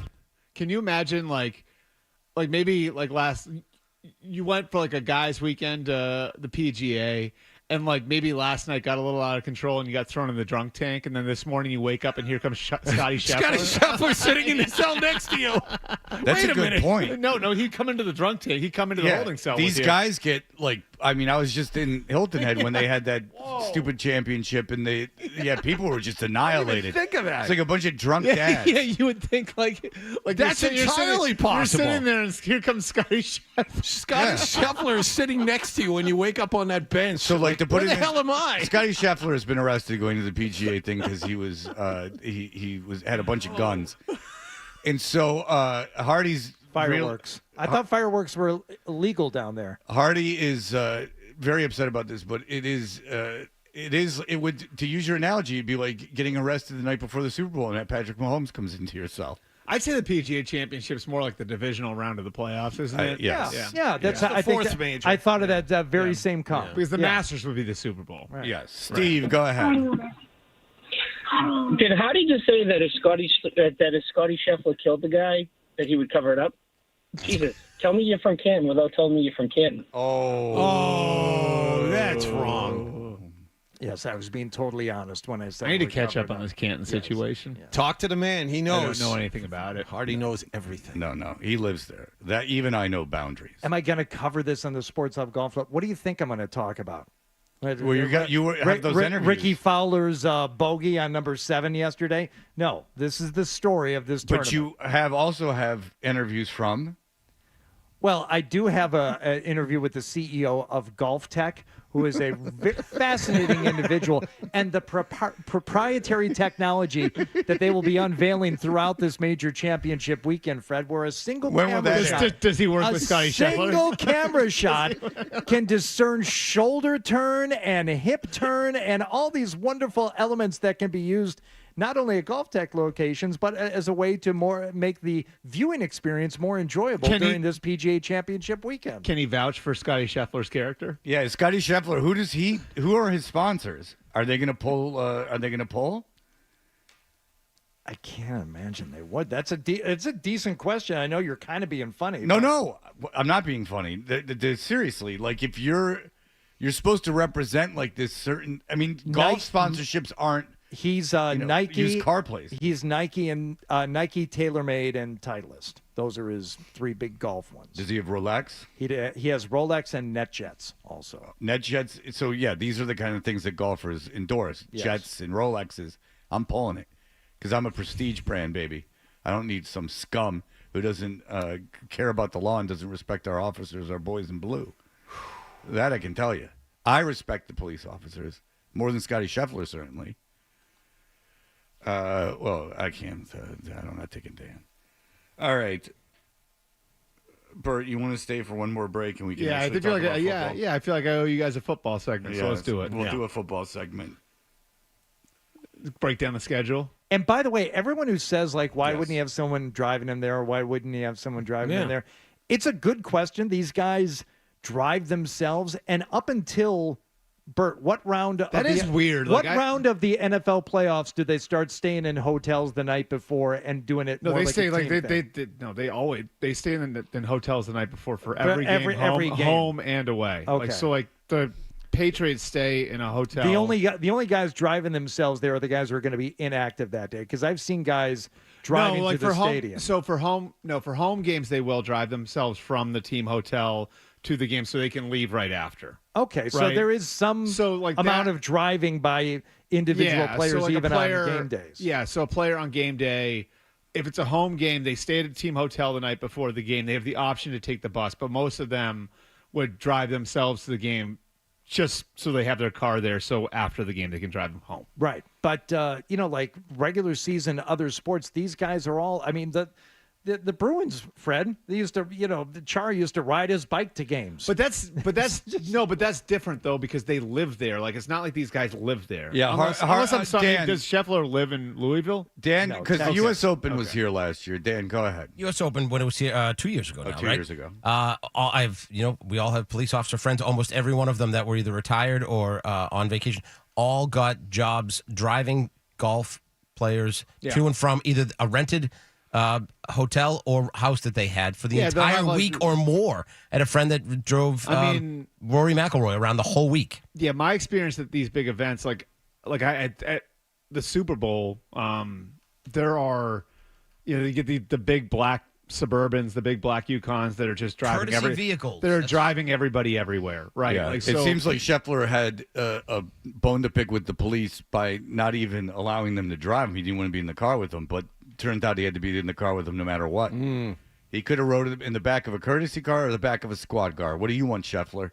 You think you're bigger than society just because you wear dad clothes? And by the way, the guy that you're friends with on ESPN who looked very worse for wear when they first started. Jeff looked like he had no intention of being on TV this early. No, he looked like he had a night like Scotty Scheffler did last night. And but they've been slowly putting makeup on him. So you can tell every break it's like a ring guys and boxing. I've been there where you're slowly waking up to, like, the Senior Bowl. The combine has We've spoken to the morning after at times. Yeah. And versus it's why I oftentimes will bag out on my Friday appearance during combine week. Understood. Bert's here. We will keep him for another break. We will talk about the schedule. We will satiate the football fans because it's been too great to see Hardy this upset about something he has no skin in the game. Just covering a breaking news situation. There's photoshops of Scheffler on the first tee with teardrop tattoos on his face. This is well, we know about sexual assault in prison. It's no laughing matter. Jailhouse tats. Come on. Well, Scheffler could be. I don't know if he's in PC or not. You can if imagine he's not in PC. He could be. You can imagine what's going on social media on this too. Oh yeah. Well, I got to imagine. A lot of same energy tweets. You know what I mean? Yeah. Which I like is fair. It's fair. Same energy, Hardy. What if you had to go to Louisville, like the Louisville County Jail? Ooh, that's like oof. Well, there's a very big difference between a holding cell and jail. Well, when they start, that was part of the rubber bullet situation. Was like we got taken to a holding cell. Those of us that were detained, and then they actually would not let our friends bail us out, and so then they took us to real jail and we had to be bailed out of real jail. Yeah, which will scare you a little. And they put you in county, and you have to go in front of a judge. They need a judge to get you out. Yeah, all right. Which is why Scheffler is going to be in jail for a while because there's obviously not a judge. Oh, yeah, it's Friday. Well, no, it's Friday, so he might be able. No, he'd get out today, but he's not getting out right today. now because there's not a judge there right now. It's 7:57 in the morning, and I don't even know if that's Eastern time zone. All right, we'll be back in just a moment. Tuncher and Hardy, 98.5 The Sports Hub.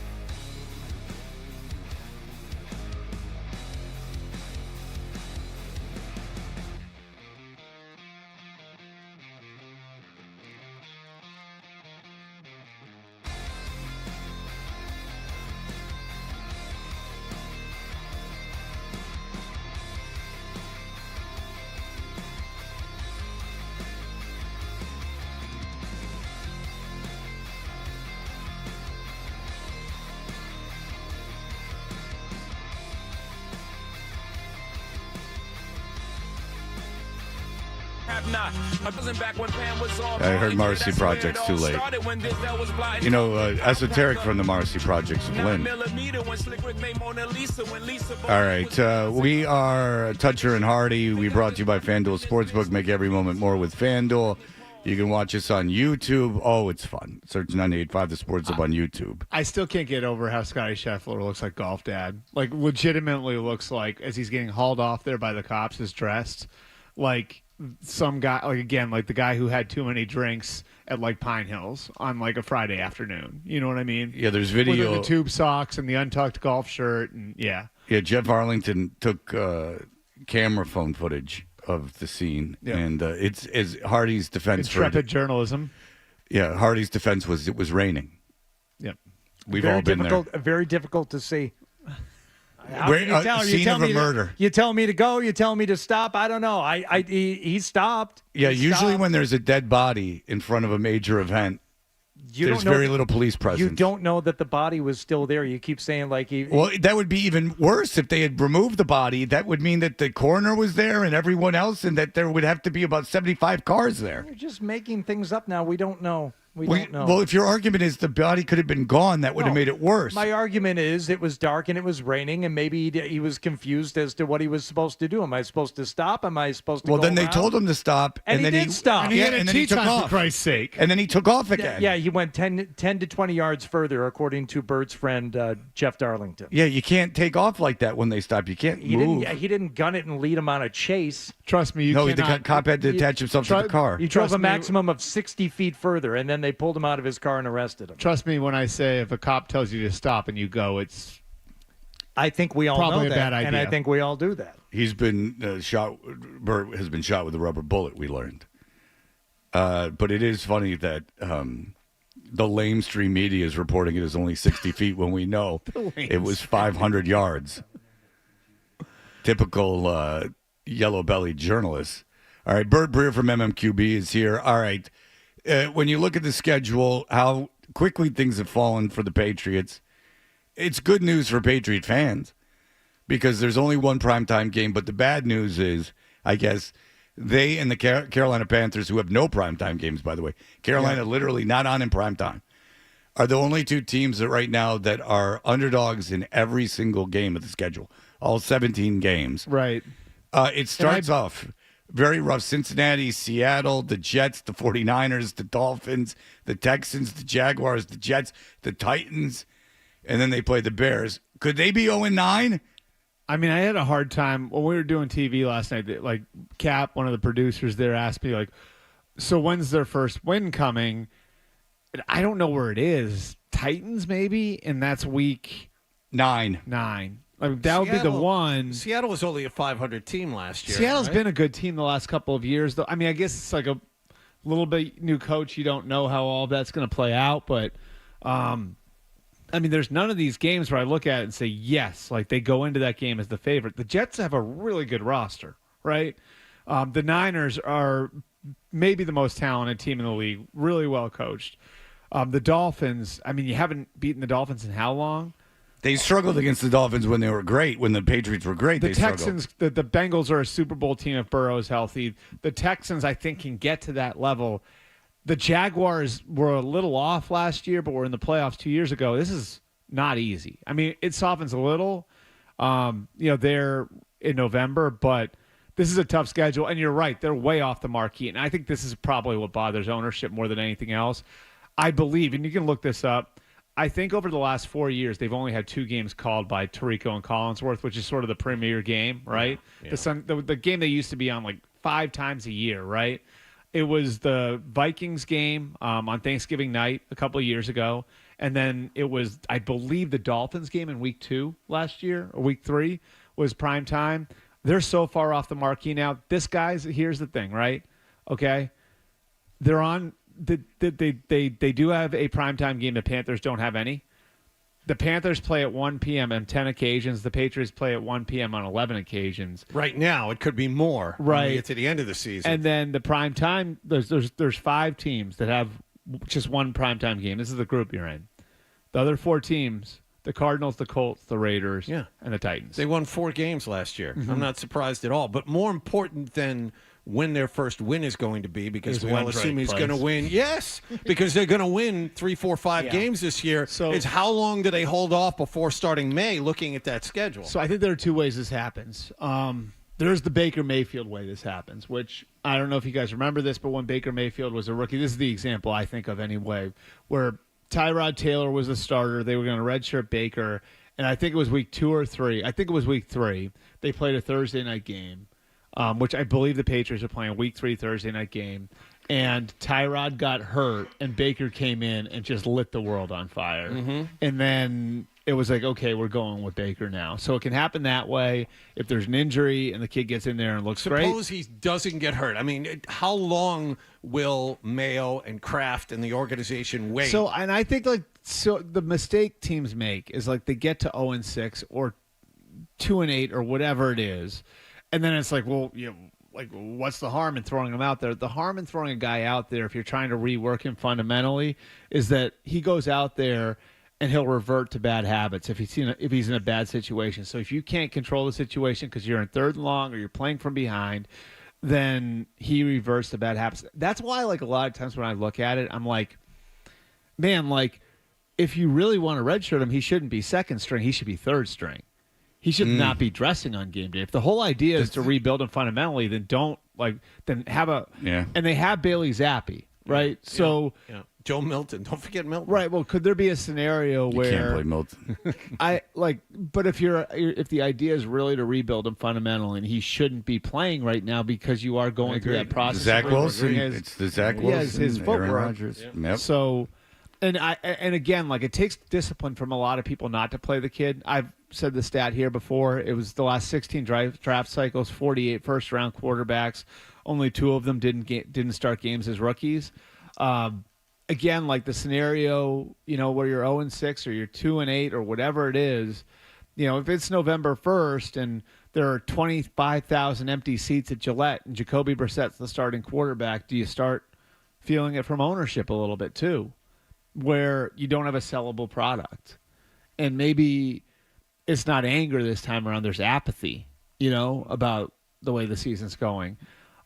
There's a lot of different ways that teams wind up playing rookie quarterbacks before they intend to. And that's the thing, is that Chicago and Washington actually have some primetime games, so there is a belief probably by the NFL that they can showcase those 2 young quarterbacks. And the Bears already have named Caleb their starter. Right. So that, like, you figure that those 2 quarterbacks, Jaden Daniels and Williams, is going to play, so The difference they're being too- showcased. And the difference with Jaden Daniels too, Fred, is like that he played 5 years in college. Right. And you're going to build like sort of a different offense for him that he's going to be ready to operate right away.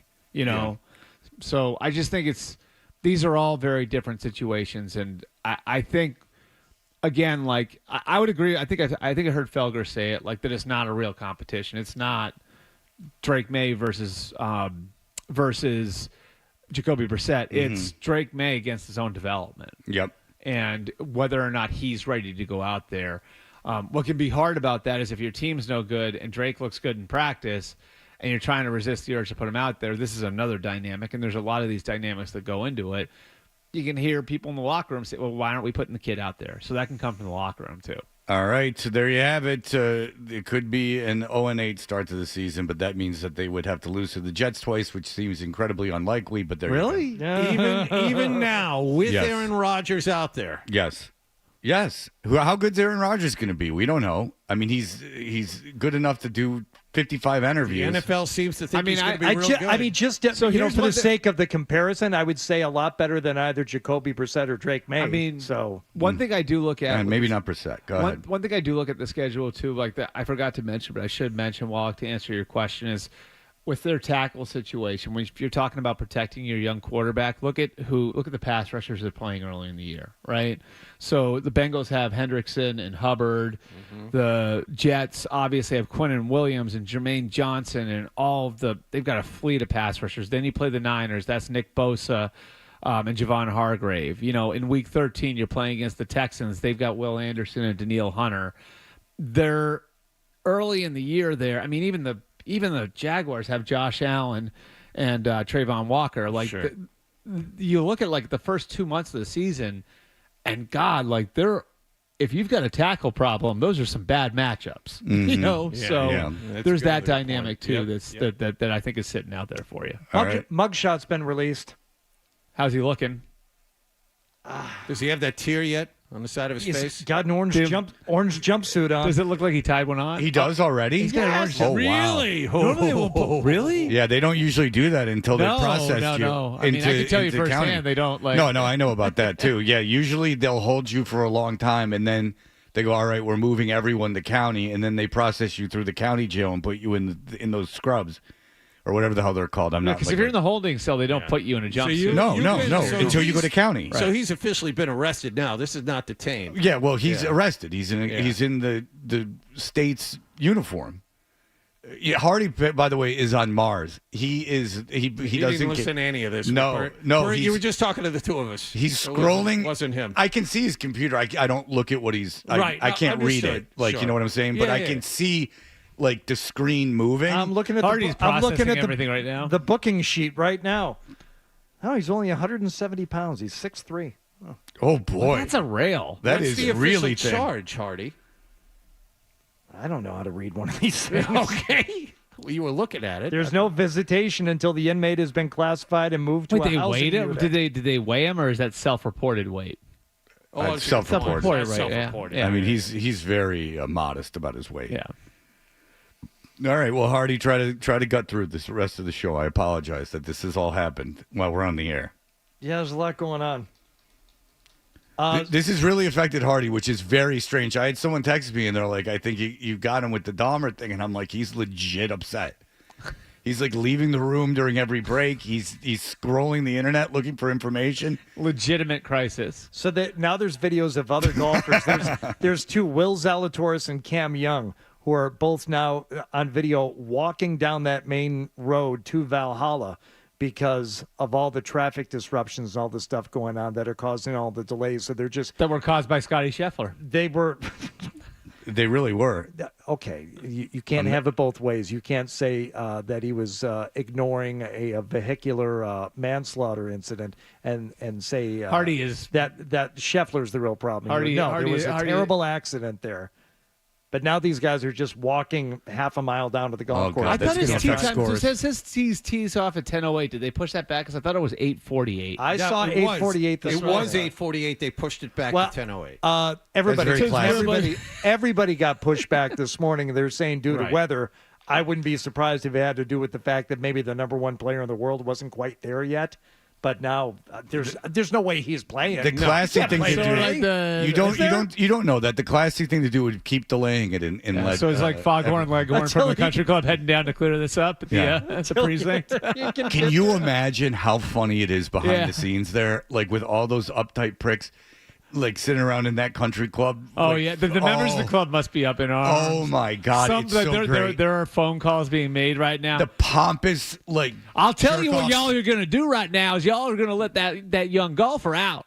Well, there's like, oh my, oh geez, Louise, oh my, like, ooh, this pristine, classy event now has been sullied They have to by the state police. They have to reassess a lot of things they said about football players over the year. I bet. Yeah, I mean, this is nothing better than a common criminal is your number one golfer in the world, an entitled common criminal. He's doing everything he can. I just not His to phone's lose it. exploding. It is. It's just. You're doing everything he can not to lose it right now. All right. Well, All right, I just love the like the image I'm going to carry with me for the rest of the day is the golf dad who got hauled off from the bar last night and is in the drunk tank. Yeah. And he sees Scotty Scheffler walking in at 7 a.m. Here's a report from a law enforcement source. His car is probably impounded. Hope he likes using the club rentals today because he's not getting those back anytime soon. Mike, go ahead. Yeah, just Hardy, golfers all in general, just the entitlement of just golfers just thinking they can do whatever they want. A man lost his life, and Scheffler's like, I have a tee time. Unbelievable. He was probably smoking the marijuana dope drugs, had to keep on going, said, hey, do you know who I am? How many times do you think he said, do you know who I am when the cop was arresting him and ripping him out of the car? This definitely smells to me like a "Do you know who I am" situation. Is there a fan duel on the over-unders of "Do you know who I am" when he was getting arrested? Because I'm going at least 3.5 and way over. I will use I call them earnings now that I made when I cashed out on them, an hour ago? And got... Do golfers 80 carry cents their tour cards with them? Like, could he pull that and show them? I got 80 cents on the dollar on my Scheffler bet. I think that's pretty good for a guy who's not playing. Probably not going to play. Do golfers carry their tour cards with them? Could he show that? That's exactly what the police are. Yeah, it's a punch card, and you get a punch every time you play a impressed when you tournament. flash up a tour card. Oh, okay, you can. Well, there's no helping him now. Sorry, Mr. Scheffler. He's right this way. I had no idea. Can I give you a lift? He's been thrown to the wolves. Very good. Breer, rate him on the MMQB. Thank you very much, sir. We will return in just a moment. You're listening to Toucher.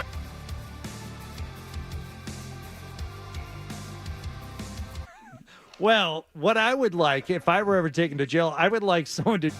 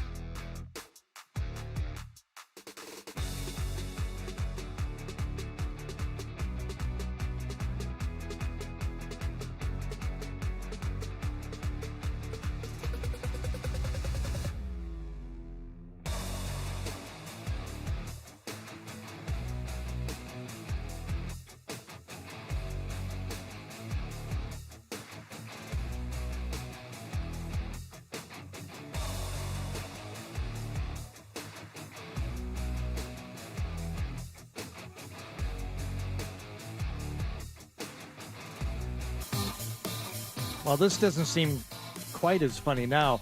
How are your teeth, Fred? I have Invisalign in. You're wearing them right now? Yeah. And you don't take them those out chompers now. over here. Let me look. That's amazing. Did you know he was wearing Invisalign? I did not. I can't wear mine during the show. They told me never to Weird. take them out except to brush. They Oh. said eat with them, which is very odd. That's different. They said you keep them in. Did you get a laser that you put into your mouth for 10 minutes a day? No, I did not. Yeah, this is the advanced stuff. They put 2 little points on top of my teeth to help with the moving. What do you do with what's the laser do? Oh, I'm sure a lot, but it's supposed to stimulate the cells in your mouth. Oh. And you did. You got the advanced plan. Yeah. Well, I Yeah. paid for it. This Yeah. is not free. Like when did you get the thing from the hair doctor? Like the stupid cap that you're supposed to put on your head? The laser helmet, which again works. The laser thing works, but I don't use it. Yeah. I just like how they put like a baseball cap on the top of it. As if, like you just like you would never know. It's just You really know. silly. You know. All right.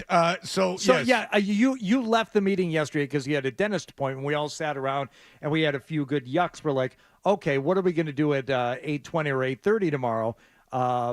Fred had to leave. I said, you know what? Fred will hate this. We'll do a whole golf segment because he won't want to talk about it, which I suppose we could still do. PGA Championship. PGA Championship. Hard birdie Eagles. PGA Championship. Dad, rest. Championship. We're going to the ship. We're going to the ship. It's the PGA Championship. PGA Championship. So it's all happening in real time, live radio.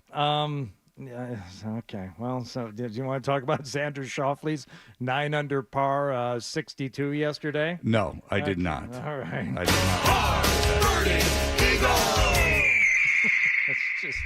It's all these stories have now taken a back seat, Fred, because Scotty Scheffler is wearing an orange jumpsuit in the Louisville Metropolitan Police Department jail while he awaits further booking charges, everything else, because he was trying to get into the golf course today. A police officer told him to stop. He went, according to Jeff Darlington. Well, you know what? Let's hear Jeff Darlington say exactly what happened. This was on ESPN earlier. It's not playing over the air. Okay, well, let's go. Oh, we have it right here. All right, very good. So Jeff Darlington, who, by the way, is friends with Bert Breer, and Bert, to his credit, was trying to get in touch with Jeff while he was here. He was obviously busy talking about He's stuff. also friends with the hungover gentleman from ESPN. Same guy. Oh, that was Jeff Darlington? Yeah, that was Jeff Same Darlington. guy. Same wow, guy. he looks really beat up. He was busy on TV talking about this.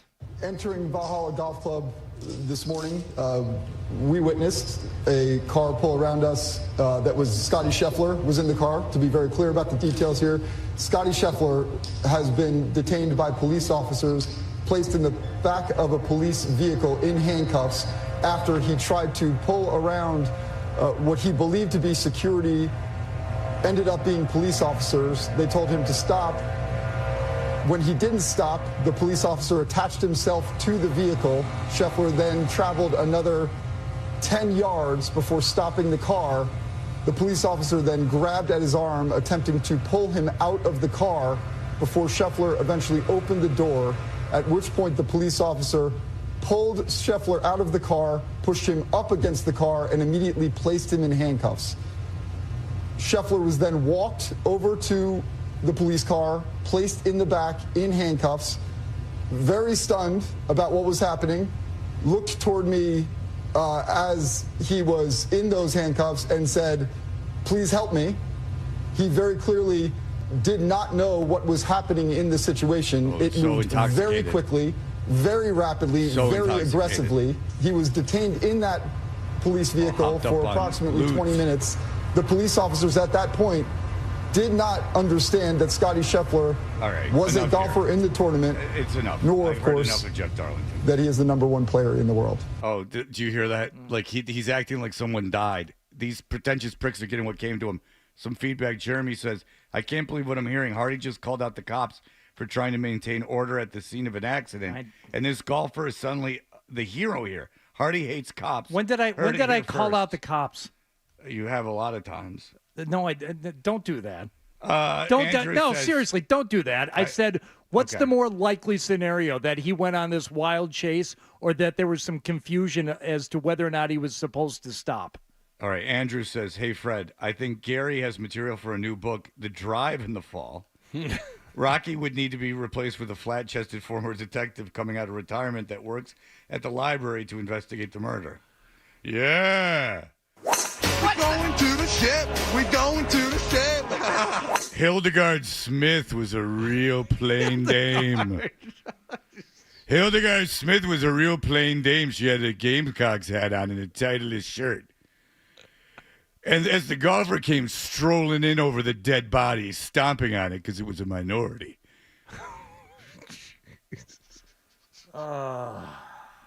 He was as racist as the rest of the golfers. Behind the scenes, they mocked the few minorities that were in the field.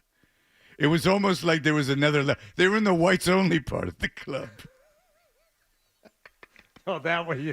Yeah. You really cracked yourself up with that one. Action in the whites only part of the club. Because I just picture what's going on at that place is so funny. Oh, my. Oh, me. They take themselves so seriously, and it's such a sanctimonious bunch. And now you got a dead body and an arrested number one golfer. Hold on. There's a minority trying to get into the men's grill. Hi-ya! Get him out of here. Oh, Scotty Scheffler. Timma says, guys, it is still the year of the girl, like girl dad, like Kendra said. Kind of concerned. Yeah. This is not good. Not good for my sport. Oh boy. Yeah, this is a lot of people are saying this. Rob says, first the Karen Reed trial and now the Scott Scheffler crime spree. Has Hardy ever screamed to defund the police louder? Don't say that. You're going to get arrested coming out of here.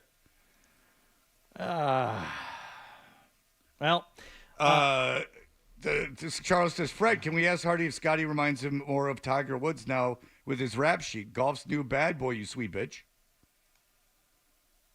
Yeah, those comparisons have been made online. I can't believe the booking photo is already up on the internet. Joe says, good morning, gents. If Hardy is this upset now, just think how upset he's going to be when they come out and say Scotty was involved in the death of this poor soul.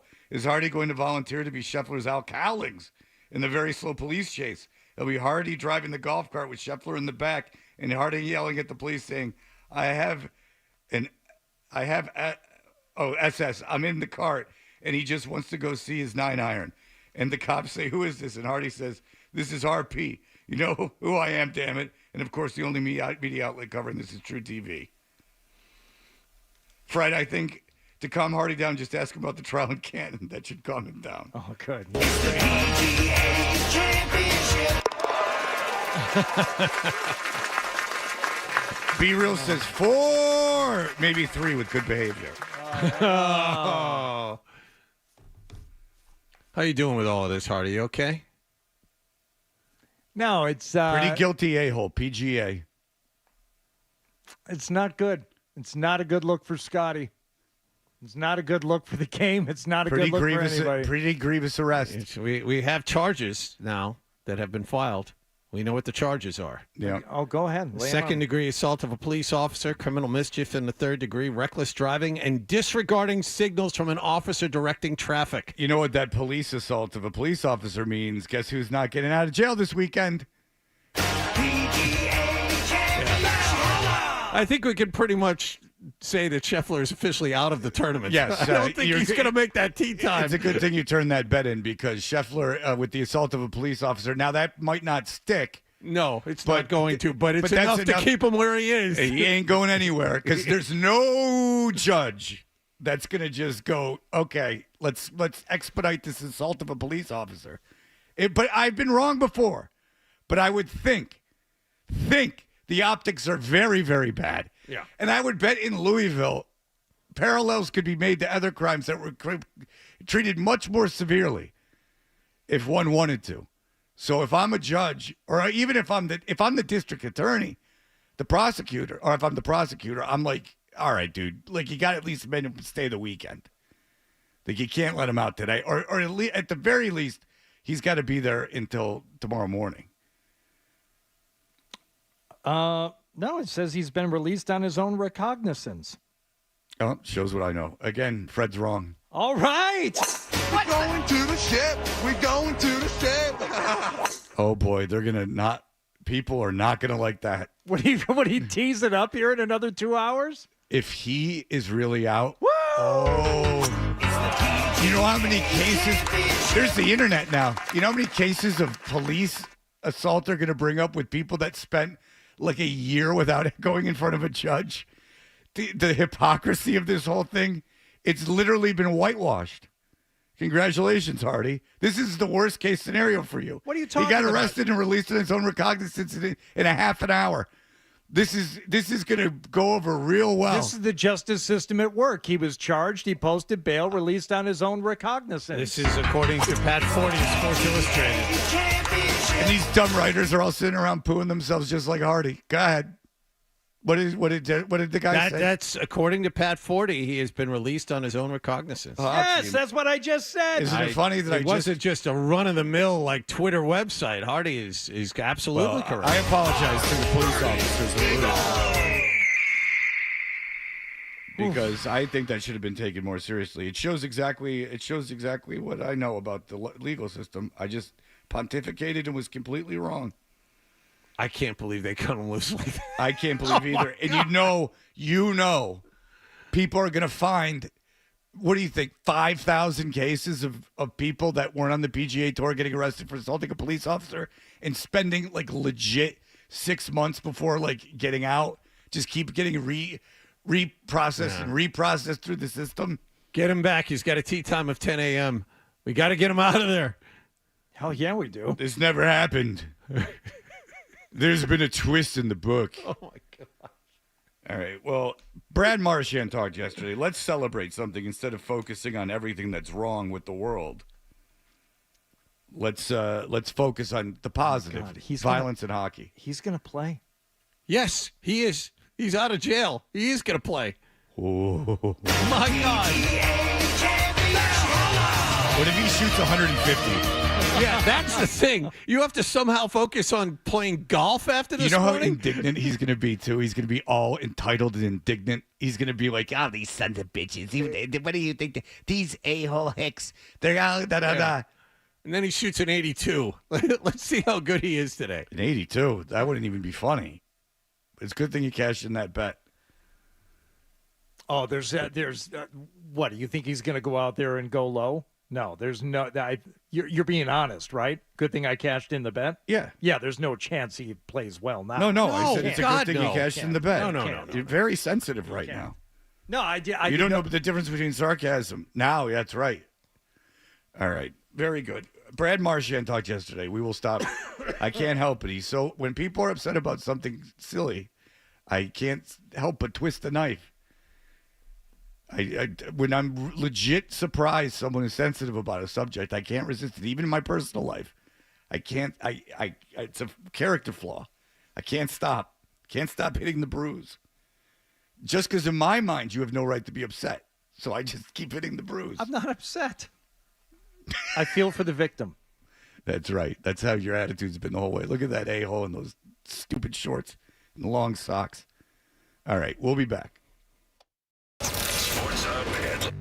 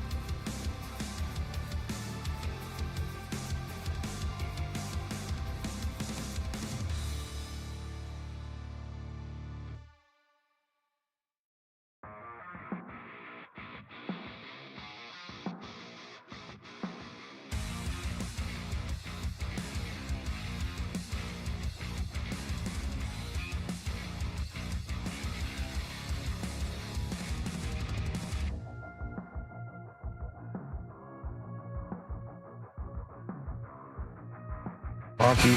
So I'm not going to sit here and cry about it, but that's part of the game. And that sucks to be on the other side of it. Every time you step on the ice, someone's trying to hurt someone. Here's Kachuk to the right circle. Knocked down by Marchand. He just pasted him. People don't want to say it, but part of playoffs is trying to hurt every player on the other team. The more guys you take out, the more advantage your team has. Ekman Larson, he got punished and knocked down by Maroon. DeBrusque finishes check on Mikkola. That rattled him. Knocked down by McAvoy hard in the far corner. Mikkola got locked up with one of the Bruins. Marchand's going to drop the gloves against the big man. He's our leader. He's our captain. He's our heart and soul. We want to live our dreams, to try to win a cup. That suicide machine?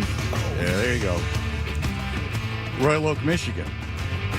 We are Toucher and Hardy, brought to you by FanDuel Sportsbook. Make every moment more at FanDuel. That is Brad Marchand, who yesterday, Hardy, if you have it, had these comments to make about the cheap shot from Bennett and about the attitude of hockey players during the playoffs. That's part of the game. I mean, it's part of playoffs. People don't want to say it, but part of playoffs is trying to hurt every player on the other team. And the more guys you take out, the more advantage your team has. And, people don't say that, but that's just a fact of the game. And so every time you step on the ice, someone's trying to hurt someone. That's just how it goes in playoffs. And any time you can get an advantage on a team, it's going to help your team win.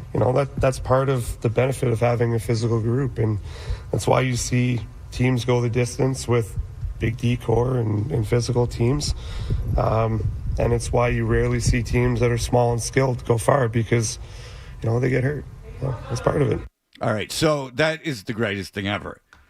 In a world of AAU basketball, in a world where basketball teams, NBA teams are conceding games. I mean, Denver conceded the game to Minnesota. The Indiana-New York series is a series of games that are over after 2.5 quarters. I mean, they're just teams losing by 20, losing by 30, losing by 40. It's insane. In a sport where, they all have the same agents, they went to college together, they're all in the same union, and it's all, let's protect ourselves, let's not get hurt, let's make our money.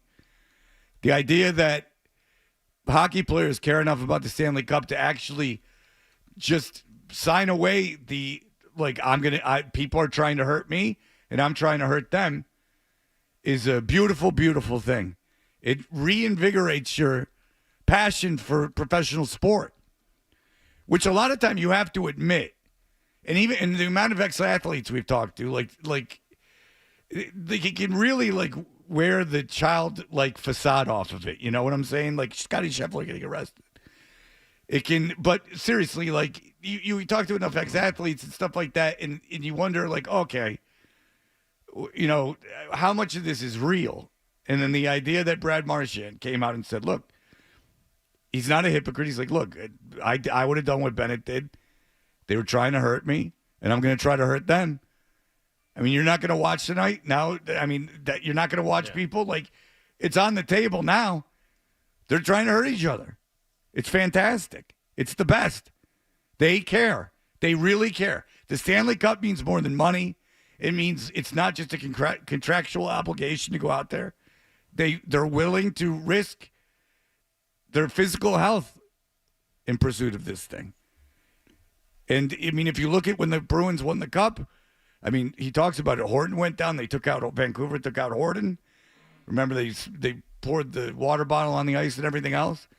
I mean, it was vicious. So it's a war of attrition. People losing soldiers as the war goes on. Yep. It's fantastic. I love it. I love it so much. I couldn't love anything more. I'm with you, and at the risk of piling on basketball, you watch another playoff series.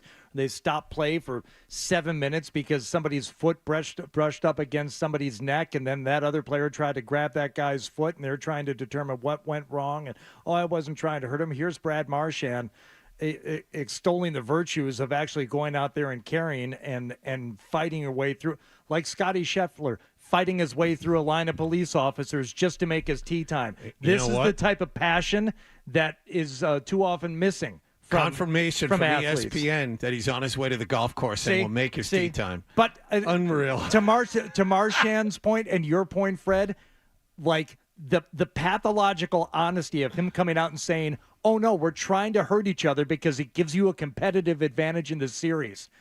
Brilliant. Thank you for saying so. That's what we want. Yeah. But nobody will ever actually say it or confirm it. You'll never hear anything like this again. And by the way, if you're on Carolina, I don't care. Like it's unpleasant to know someone's after you. Like to know that someone is trying to damage you. It's disconcerting. I don't care who you are. So I think that I love it. And if you're in Carolina, because people are like, well, now the officials are looking at Marchand anyway. You mean Florida? Florida, sorry. Carolina, Florida. What the hell's the difference? Okay. Same uniforms, stupid markets that shouldn't have teams. Sure. That's we know what's going on. Florida, yeah. Like, if you're on Florida, you got to be thinking to yourself, all right, well, I mean, this is not a good message if you're Florida to receive. I mean, it's going to be, now they know, now everyone knows, now it's on the table. If Marchand gets a chance, he's going to do the same thing to Bennett that was done to him. And if you're worried about the officials now concentrating on Marchand, it's about 10 years too late. I was just going to say, I think they're aware. Yeah, they're hyper aware of Brad I think they're Marchand. very aware. Did you guys watch the All-Star game? Oh, no, now he's going to have a target on him. The officials are going to be looking for him. Remember the All-Star game when he was just like, I mean, he was booed during the whole skills competition or the whole All-Star game?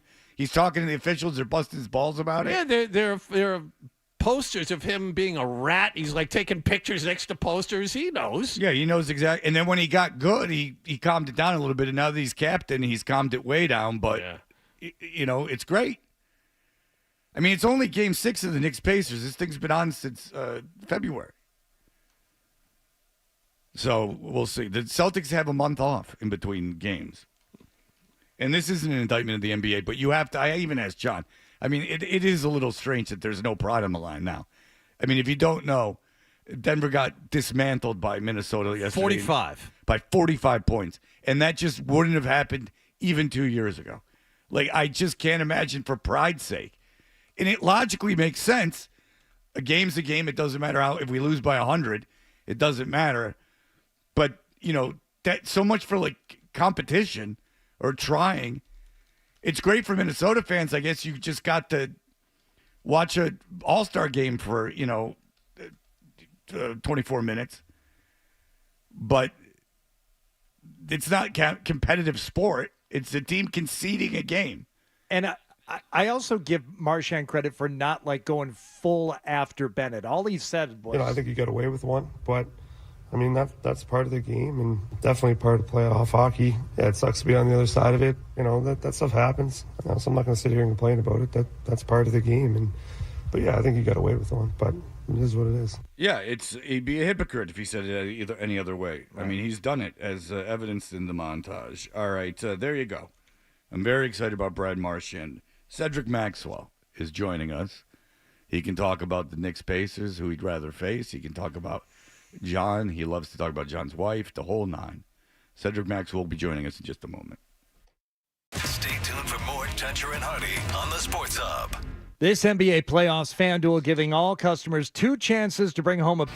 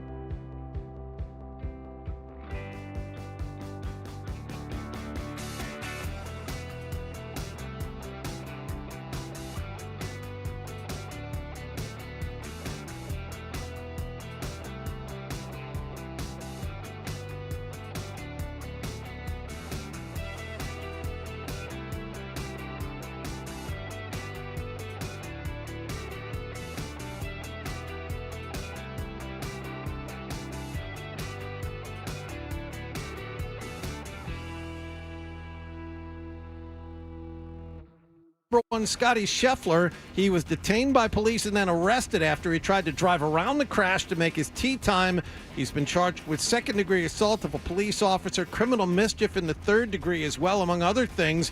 Sports Illustrated is reporting, though, he has been released from jail on his own recognizance and should make his new tee time at just after 10 a.m. this morning.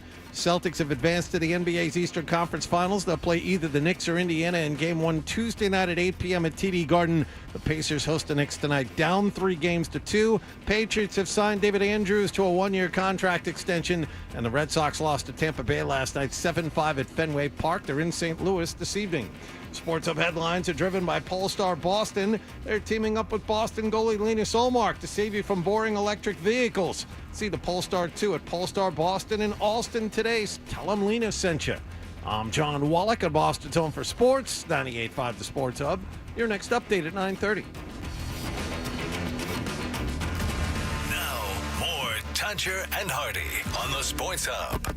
Maxwell is a Celtics color analyst on the 98.5 The Sports Hub Celtics Radio Network. And Max is brought to you by Amica Insurance. Boston Celtics playoff coverage is presented by Amica Insurance. As the Celtics chase banner 18, visit amica.com today to learn more about Amica's award-winning customer service. And Max joins us on the Volkswagen Dealers Expert Hotline. Hello, Max. Hello, sir. You sound so much more alive than you did last Friday. Really? Last Friday. Oh. Yeah, last Friday you were dragging last Friday. Today you sound like you're ready to get it done.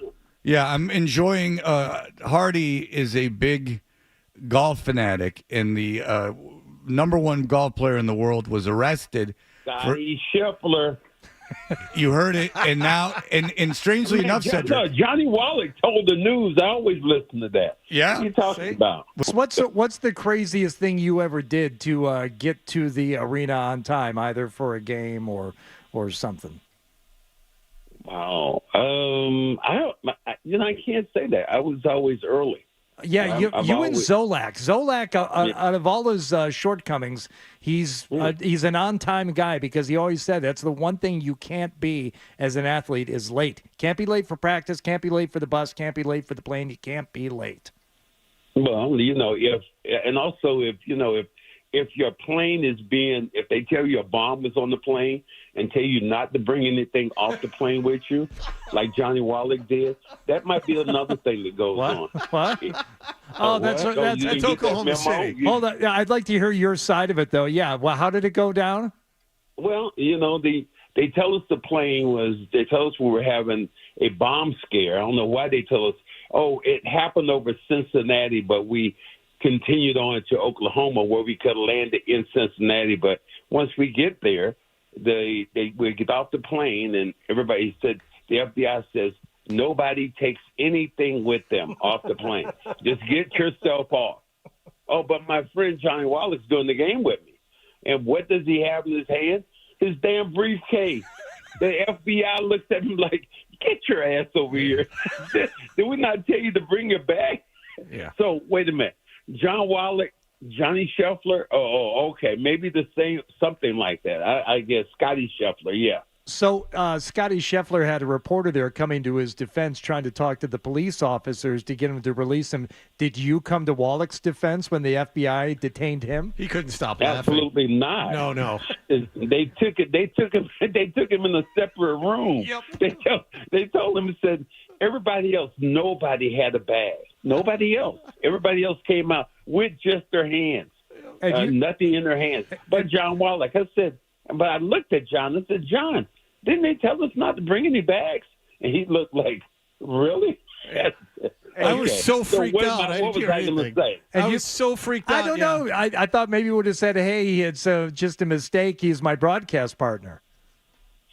No, I wasn't doing that. That didn't work for the last black man. Okay, I'm good. Okay. Oh, you're saying that Scotty Scheffler might have gotten preferential treatment. How dare you, Cedric, even infer such a thing? That works out. How dare you infer such a thing? All right, tonight it's the Knicks Pacers, and I got to ask you this. All right, to start things off, you saw how Denver lost last night. They lost by how many, Johnny Wall game? 45. teams just seem to be conceding games in the playoffs. Like they get down a certain amount, and I mean, there's a lot of blowouts in these playoffs. Mm-hmm. How do you feel about that as a former player? It's kind of weird to see that, especially in the playoffs, because everything is so competitive, and you don't give anything away.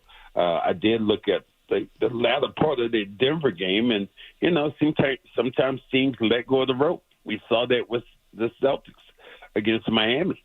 In game 2, in that playoff game where the Celtics just let go of the rope, and I'm not sure why that happens. But, we've seen it more and more, with the teams on the floor. I mean, you look at these 30-point wins, but then, it's just kind of crazy to see. Is it as competitive as it used to be? I mean, I can't imagine. I'm not trying to lead you into anything either. I mean, if it's not, it's not. You can tell me I'm wrong.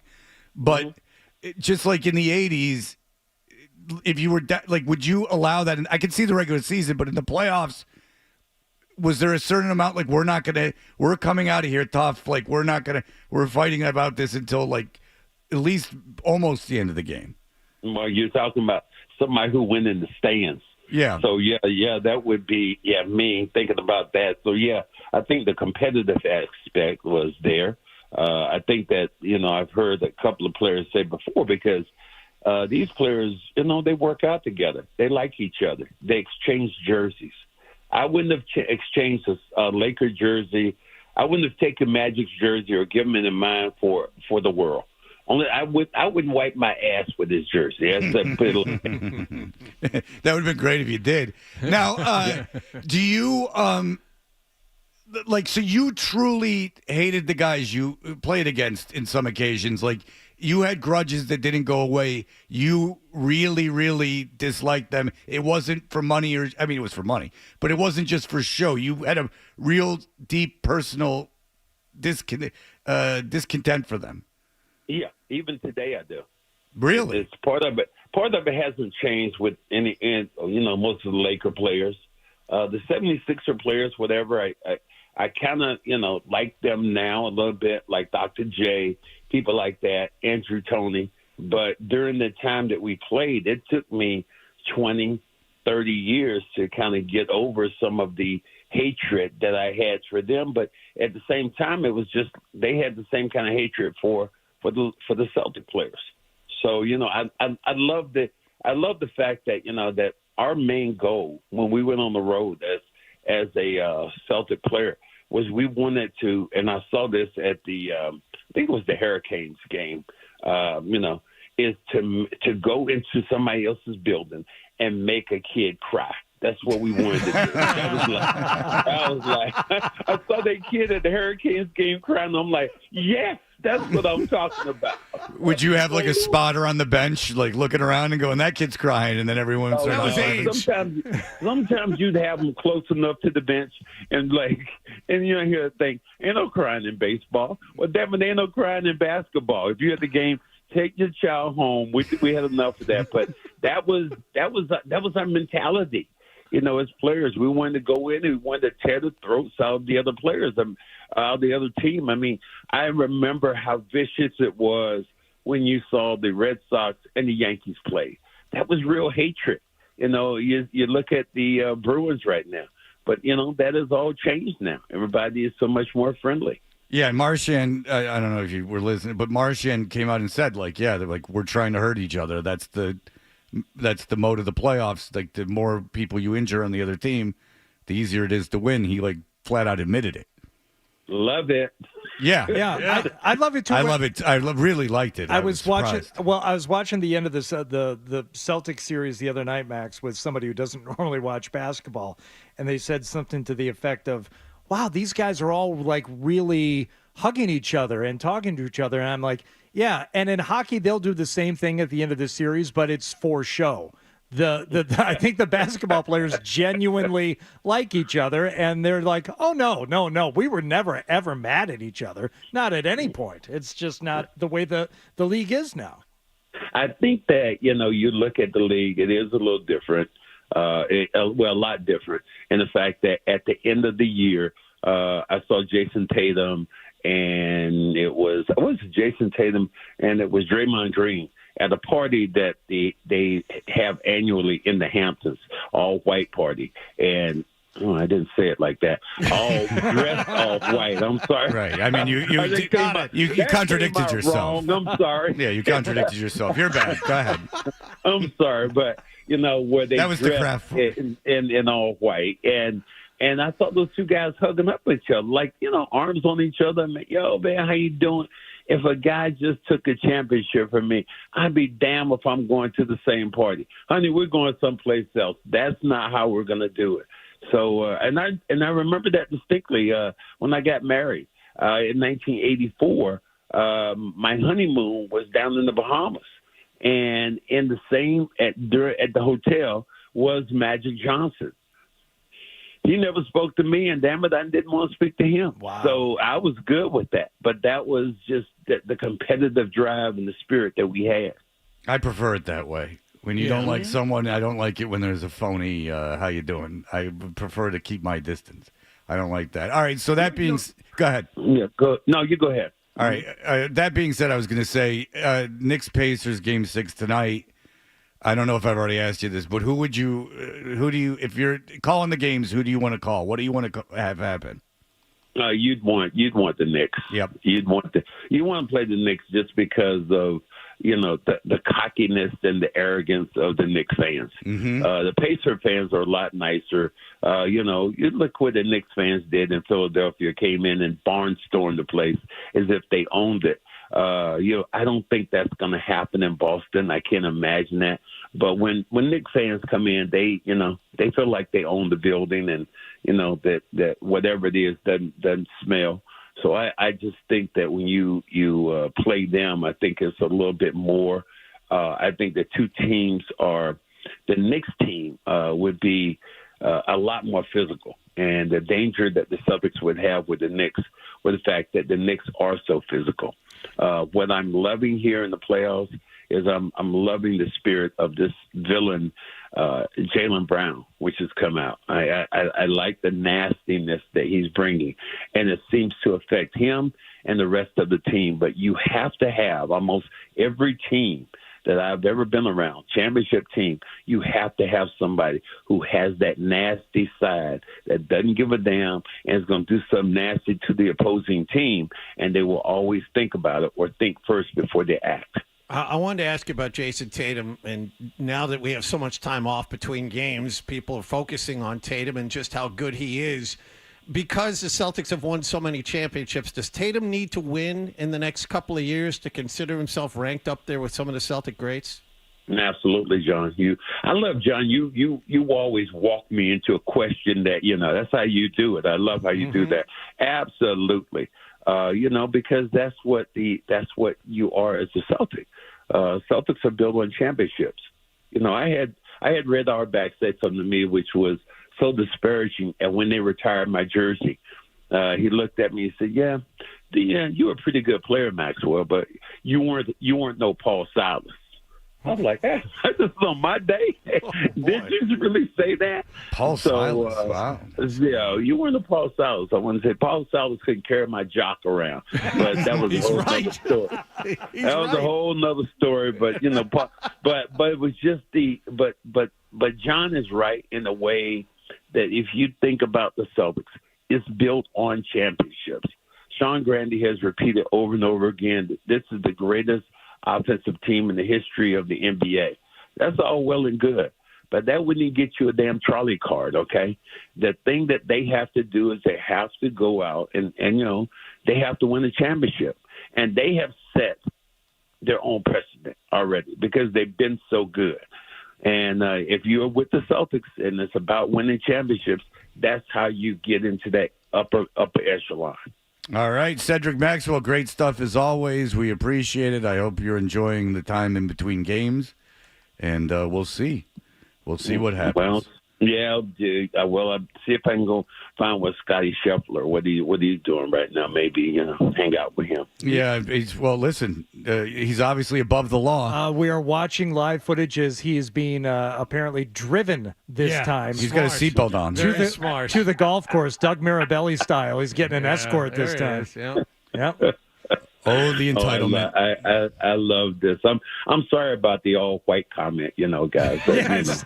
All white party. I know that's going to ring forever with me around you guys. No, we won't remember things like that. You're trusting my memory very, very. That's a fool's errand. All right, gentlemen. Have a great one. Thank you, Cedric. We appreciate it. Yes, Scotty Scheffler, who was arrest process. Scheffler. You're doing it again. You're mispronouncing his name on purpose. You think I'm that quick? Okay, great. You're giving me a lot of credit. Yeah, I'm doing it on purpose. You're being purposely disrespectful again. Continue, please. I wish I was that quick, man. That just off the top of my head, I could transfer into an interview to a reading the screen and be that quick with it. You don't know his name off the top of your head is Scheffler, not Schefter? Not really. I know it's Scotty Scheffler, but no, if you said Scotty Scheffler, I wouldn't have called you out on it. I don't follow golf. I don't know how much. It's like you think I'm posing. I really don't follow the game. I like playing it. I'm playing tomorrow, but I don't. It's really hard for you to wrap your head around that I don't like watching people play it. I respect that people do like watching people play it. I also respect that they are above the law, as has been evidenced today. Because I guarantee you and I, let alone Cedric, they probably, down there in Louisville with those golf blue bloods, they probably let him rot. You and I, though, we ain't getting in front of a judge before 8 o'clock in the morning, 9 o'clock in the morning. We ain't playing in that tournament today. Good old boys worked the wheels of justice. That was absurdly quick. I mean, he was in cuffs at 7-something, and he's back at the golf course at 9:18. Yeah, an hour and 45 minutes. And someone's going to dig up 500. Hour and 45 minutes. He was charged with a felony. Second-degree assault on a police officer is a felony. It is? Is it? It said charged with one felony. All right, so I guarantee you in the history of Louisville, there's tens of thousands of cases, if not at least thousands of cases, assault a police officer, and no one's ever been released this quickly. Yeah. And they're all going to dig them up. In the history of the state. And they're all digital database, and they're going to look them all up, and then this is going to be the conversation for the whole PGA Championship, and it's glorious. He's going to make his tee time like nothing happened. And no one's going to care about what goes on that course. No one's going to care about anything. No golf for the kid who shot -9. Who cares? No one cares. It's all going to just be Scotty Scheffler and how the PGA Tour got him out of jail and how unfair the system is and how it's all rigged and the dice are loaded and the golf blue bloods continue to shine. Guys like Hardy. While the real lunch pail guys like me pick up the slack. Freddie, no pockets. No pockets, baby. $150's all range. Anything less than that, you keep the change. Xander Schauffele is your leader at 9 under par. Of course he is. Yes. Of course his name is Xander, too. Yes. What does that mean? It means like if you reversed his name, you could be in Cheap Trick. Keep your Xanders where they belong at the end of your lead singer's name, my friend. Thanks for inviting me to golf tomorrow again. I appreciate that. You can't go. You didn't know I couldn't go. I would have. Somebody walks in the studio and really puts his foot in his mouth, starts talking about, what time should I be there? What time should I be there? I'm like, playing golf tomorrow, are you? Well, you remember, John? Did you get invited? That's not the first time Bob Bronson. I was not invited. Neither was I. That's not the first time Bob Bronson's put his foot in his mouth. It was a real famous one. There was a real famous one when you weren't here. No, you weren't here for it. I'll tell you about it in a second. He came in and he's like, No. How's the negotiation going? He's like, I swear to God. He goes, how's the negotiation going? No. He said, congratulations on re-signing. Yeah. Congratulations on re-signing. Oh, it's worse. Yeah, he said, congratulations on re-signing because I had re-signed. Yes. That's what he said. That really happened. That actually happened in front of me and a third person. It was really awkward. It was great. It was awesome. It was really wonderfully awesome. Was there a spit take from one he portion can't of the studio? read facial signs. He doesn't. He didn't know what was going on. Want to get away moments. It was great. No, he didn't. He couldn't process it that quickly. It hit him on the way home. All right. We'll be back in just a moment. More Toucher and Hardy.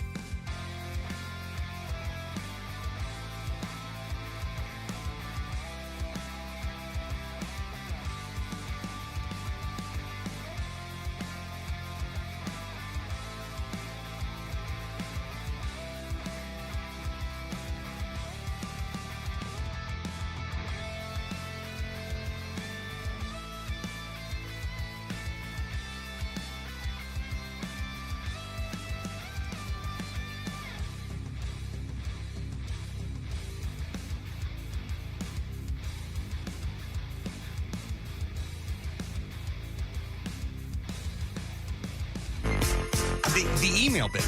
We should do the email bit. It's a great idea. Let's do the email bit. All right, I got emails about this, so it technically counts. I want to talk about the Boston Globe. Did an SNL showdown. Have you guys seen it? I know you know who won, but I'm just going to go bracket by contest by contest. Now, Kate McKinnon won. Now, Kate McKinnon was great on SNL and was on for a long time, which is kind of unfair with SNL cast members now because they stay so long. But it's also unfair to current cast members because there's so many cast members, it's hard to break out. I told you this was going to get super nerdy. This is comedy nerd stuff. But I'm going to go, first of all, Chris Farley versus Victoria Jackson. Because I would make a joke, but some of these are really bad. So Chris Farley obviously won that. Fred Armisen versus Taron Killam. I don't know who. I don't know. He who the was second annoying. person is. He was like an annoying white guy. He did impressions. He got fired from the cast. When was this? Recently, like he got fired when Farrow got fired. So Armisen wins that. Tina Fey, Michael Shea. Tina Fey wins that. Daryl Hammond, Rob Schneider. It's easy to laugh at John Schneider, but he was a big cast member. Now here we go. Jan Hooks, Leslie Jones. Okay. Why is Leslie Jones in this competition?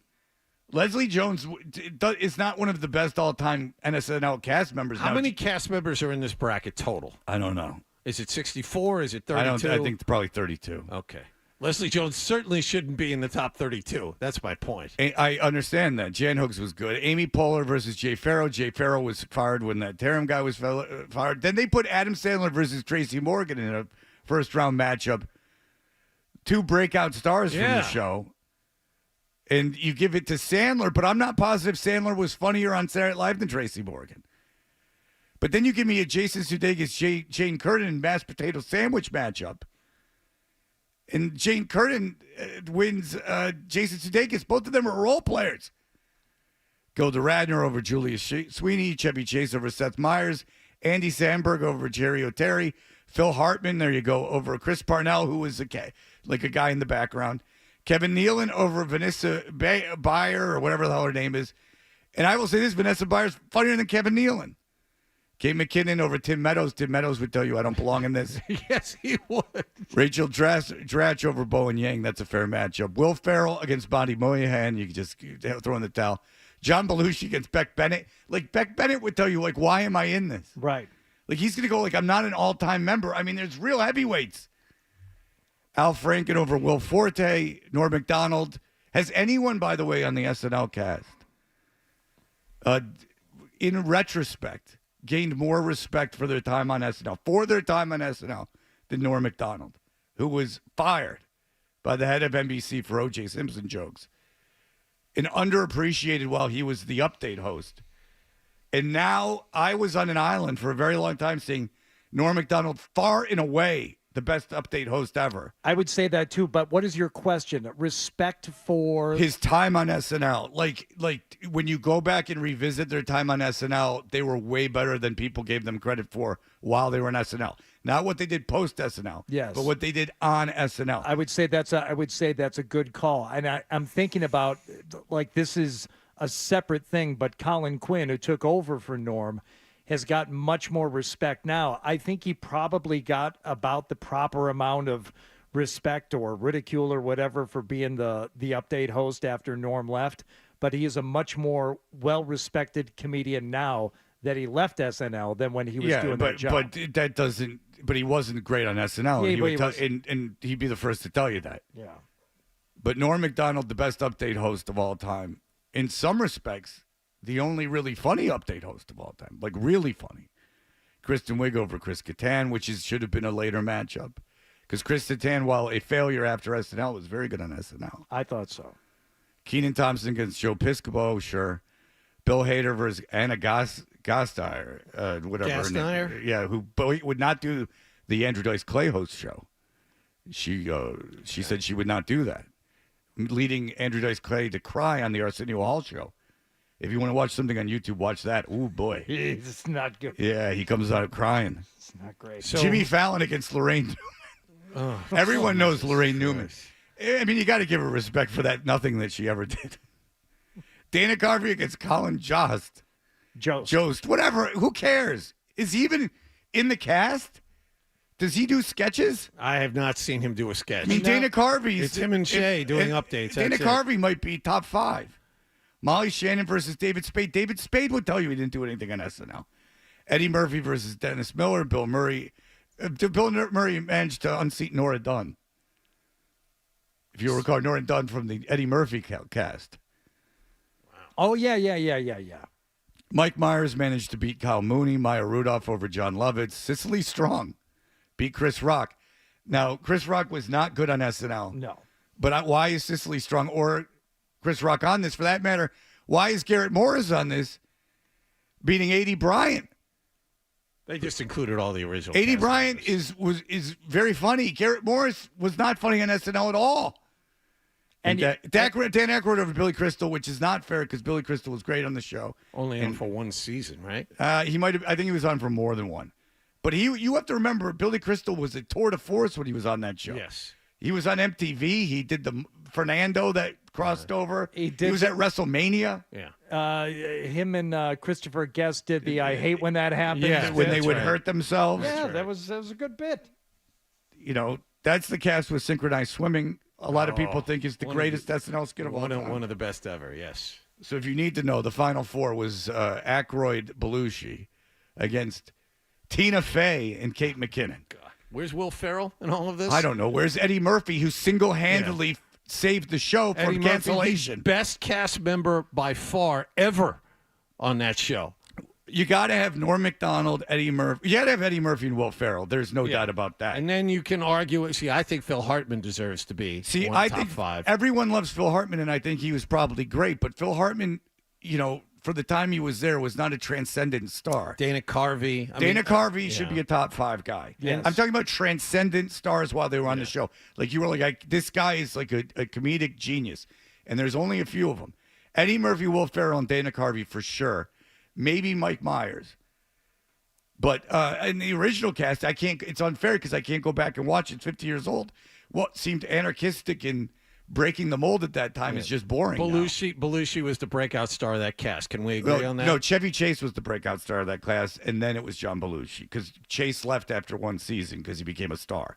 Like when they did articles about Saturday Night Live, there was like squabbling in the cast because they thought Chevy Chase was getting too much attention, and they didn't like that he left because they thought they were going to cancel the show. Was it Chase and Belushi that almost got in a big fight before they went on? No, Chase. It was either Chase and Belushi got in a fight. And when Bill he Murray came back, and Bill Murray was the one who touched it all off. Bill Murray was the one who got hit. I think. I just recently saw that interview with Howard Stern. So Chevy Chase came back to host, and John Belushi. There's an episode in the final season John Belushi was on while he was doing Animal House, and he was flying back and forth to do the show. Where he's so out of it. It's unbelievable. Tim Matheson tells a story that it was his job to go get Belushi at the airport. And it literally, his job to go get Belushi at the airport to make sure he made the set. And he told stories about the shape Belushi was in when he stumbled off the plane. There's 2 notorious SNLs. Yeah. The Chris Farley host episode where they had him as host so he wouldn't die. Like the belief was if we can get him to host, because all his friends were still on the cast. So like if we can get Farley to host, he was promoting nothing. There's a whole dark side of comedy about it. Chris Farley, they get him to host in order to save him, and about halfway through the week, they're like, oh no, like this was a really bad idea. And then he ended up dying like shortly thereafter. And you watch him and he's like out of breath during the whole thing. And there's an episode with John Belushi that's very famous because he was only doing like half the season where he's in the opening sketch and he's like, they didn't know if they could get him on set in time. And then you see him and he's like completely out of it, which I would know nothing about. Who did Tim Kazurinsky lose to? He lost to the Sniglets guy. Tim Kazurinsky, famous for acting with that chimp. Remember that? Tim Kazurinsky. You had to feel bad for Tim Kazurinsky. Man. He was on a cast with Eddie Murphy. It's like, get him back. That was like Nora Dunn. Like, okay. Like, why is Eddie Murphy not in this sketch? Yeah, like, every sketch Eddie Murphy wasn't in. Eddie Murphy would be 9 out of 10 sketches. But that's the thing. Kazurinsky, you get one sketch. It's with a chimpanzee, and you both are lying in bed. Oh, by the way, when Eddie Murphy leaves, I'm bringing in Martin Short and Christopher Guest and Billy Crystal. So sit back while they work, too. I'm bringing in 3 home run hitters. Three like guys in their 30s that have been doing this for 20 years. Yeah. Like, get out of the way. That's the best cast of all time. Okay, in a very underappreciated cast, and you can't even see it on Peacock.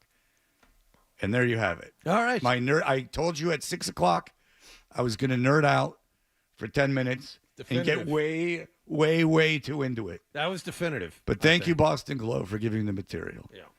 John Belushi nor Kate McKinnon deserve to be in the top 10 of cast members. Let's be honest. Scotty Scheffler on the range. He just started hitting warm-up shots. Finally, the white man finally pulls one over. Is it normal to hit shots on the range a half hour before your tee time? Or usually done by now? Did he really have a jumpsuit on? Do you think that was photoshopped? Do you think they got him in and out? No, I'm being serious. It's from Golf Digest. Yeah, They are the publication of record. I've seen that picture on ESPN. I think problematic. they actually did it. Oh, yeah. The people from Golf Digest. Oof. He doesn't look hungover or anything. I mean, he's like, it looks like he As got long a as clean, he doesn't look hungover. a clean neck shave. I mean, well, look at the picture. Does he look I don't like he's think he all was banged hungover. up? I don't think he was hungover. No, I think he's an entitled dick, is what I think, to be honest with you. I think they asked him to pull over. He pulled over and said, I have to get to the course, and started moving again. And the cop grabbed the car and was like, dude, what are you doing? And then they arrested him, and he crapped his pants, as I would have too. But I do think if the police, something happened, either the police way overreacted or he's getting away with a felony, as John reported. He's been charged with a felony. So it'll be interesting if there is body cam, and somebody mentioned this earlier. Dan just mentioned it again, and we can make our own decisions based on that. Hopefully, because everyone gets that kind of public opinion, trial in the court of public opinion. Everyone reserves judgment. That's always happens. We don't. I'm not even going to do it because I don't want to do the exercise. But there are guys. There's one guy who played in the NBA where I can tell you his nickname, and you'll flash to him, and the first thing you will think is child porn, because it was wildly reported the guy had child porn on his computers, and then it was a big news story, and then they took his computers and they found nothing, and he didn't have any child porn, and now his name is forever in my brain Linked at least with that, linked yeah. with child pornography. Right. So there's the correction never gets the same headlines It's as like the crime. It's like saying Duke lacrosse. Yes, exactly. Actually, yes. Like, yeah, if you Yes. said I'm on the Duke lacrosse team, those kids they found no meat on the bone of that whole trial. It turns out that the woman had made the entire story up. Yes. But it doesn't matter now. Right. And it won't matter to Fred if it turns out that Scotty Scheffler was just the victimized by an innocent mistake and an overreacting judicial system. There's three words for you. A, how dare you? And B, this was more about your attitude. There's way more than three words. How dare you? It was A. That was my three words. All right. Keep up. And B was the entitlement you feel that these men deserve. Your first reaction was no one's nicer than Scotty Scheffler, which was met by guffaws and disdain by Bert Breer. Yeah, so by somebody who has no idea what he's talking about. Except he covers athletes for a wow, living. that one hurt. Does that It did hurt. And knows nothing about golf. John, knows didn't it nothing hurt? about the players. Knows nothing about golfers. You were off zero. You were off your game for about 90 minutes. He wasn't paying You've attention been to me off your during the game for SNL. 15 years. What is? How do you like that? Look at this. What is During my wrong with you? during my brilliant SNL takedown, he was scrolling frantically for Scotty Scheffler news. You are a Scheffler. golf guy. This is a Scheffler. huge golf story. I understand. Schauffele. Bernard Schauffele. Xander Schauffele, as we all know. Yes. Okay, very good. Well, there you have it. We wrapped this show a little early. I got to get home to see if I can I mean, you are going to be glued to this TV. find some coverage. You know what? And again, thank you, PGA Championship. When does coverage start today? Probably when Scheffler's making the turn. You almost said They Schefter.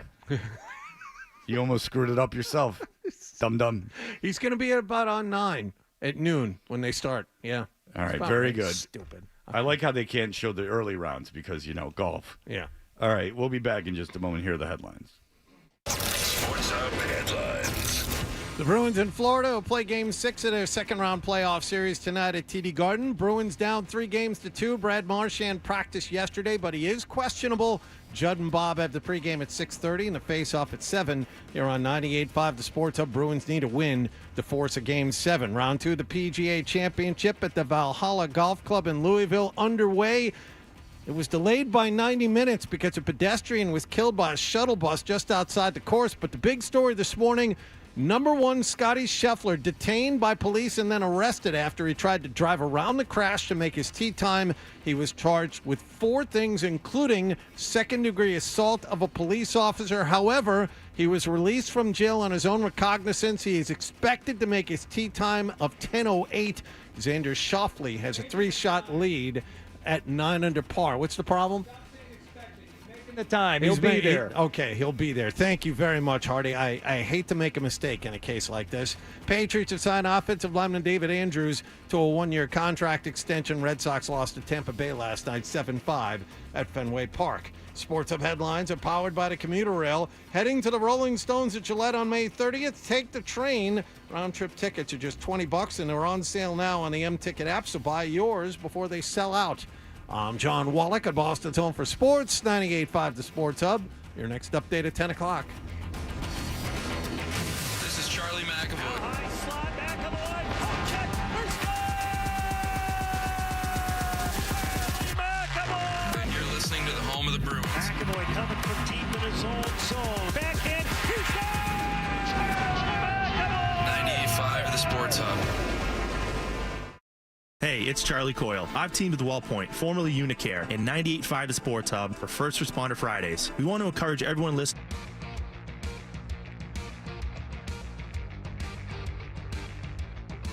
Thank you, First Responder.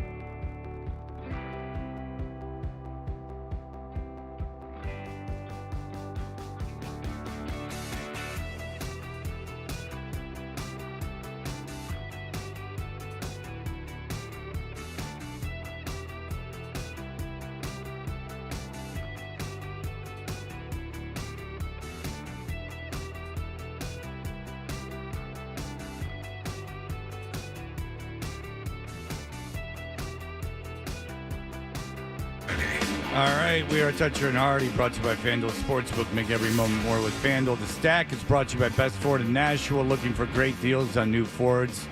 Go to the best first, Best Ford in Nashua. Head to thebestfordnh.com. Our friend Barry says, damn you two. This reminds me of the time Hardy disputed that Fred had a 300-yard drive in Tennessee. Yes. And then when I did it again at Woodland, I had them take a video of it to send you, which you then disputed that. I don't remember the video. I do remember you wanting to get your mother on the phone to back up your claim of a 300-yard drive because her boy had done well. Walks around with a GPS. Yeah, we drive around with a GPS on the front of the golf cart. We didn't talk a lot of football when Bert was here earlier. Which was we did, but you weren't paying attention. Well, I mean, there was a lot. I was too busy trying to get him to shut up when he was spewing nonsense about Scotty Scheffler. But there is a Jacoby Brissett clip here about his willingness to lead.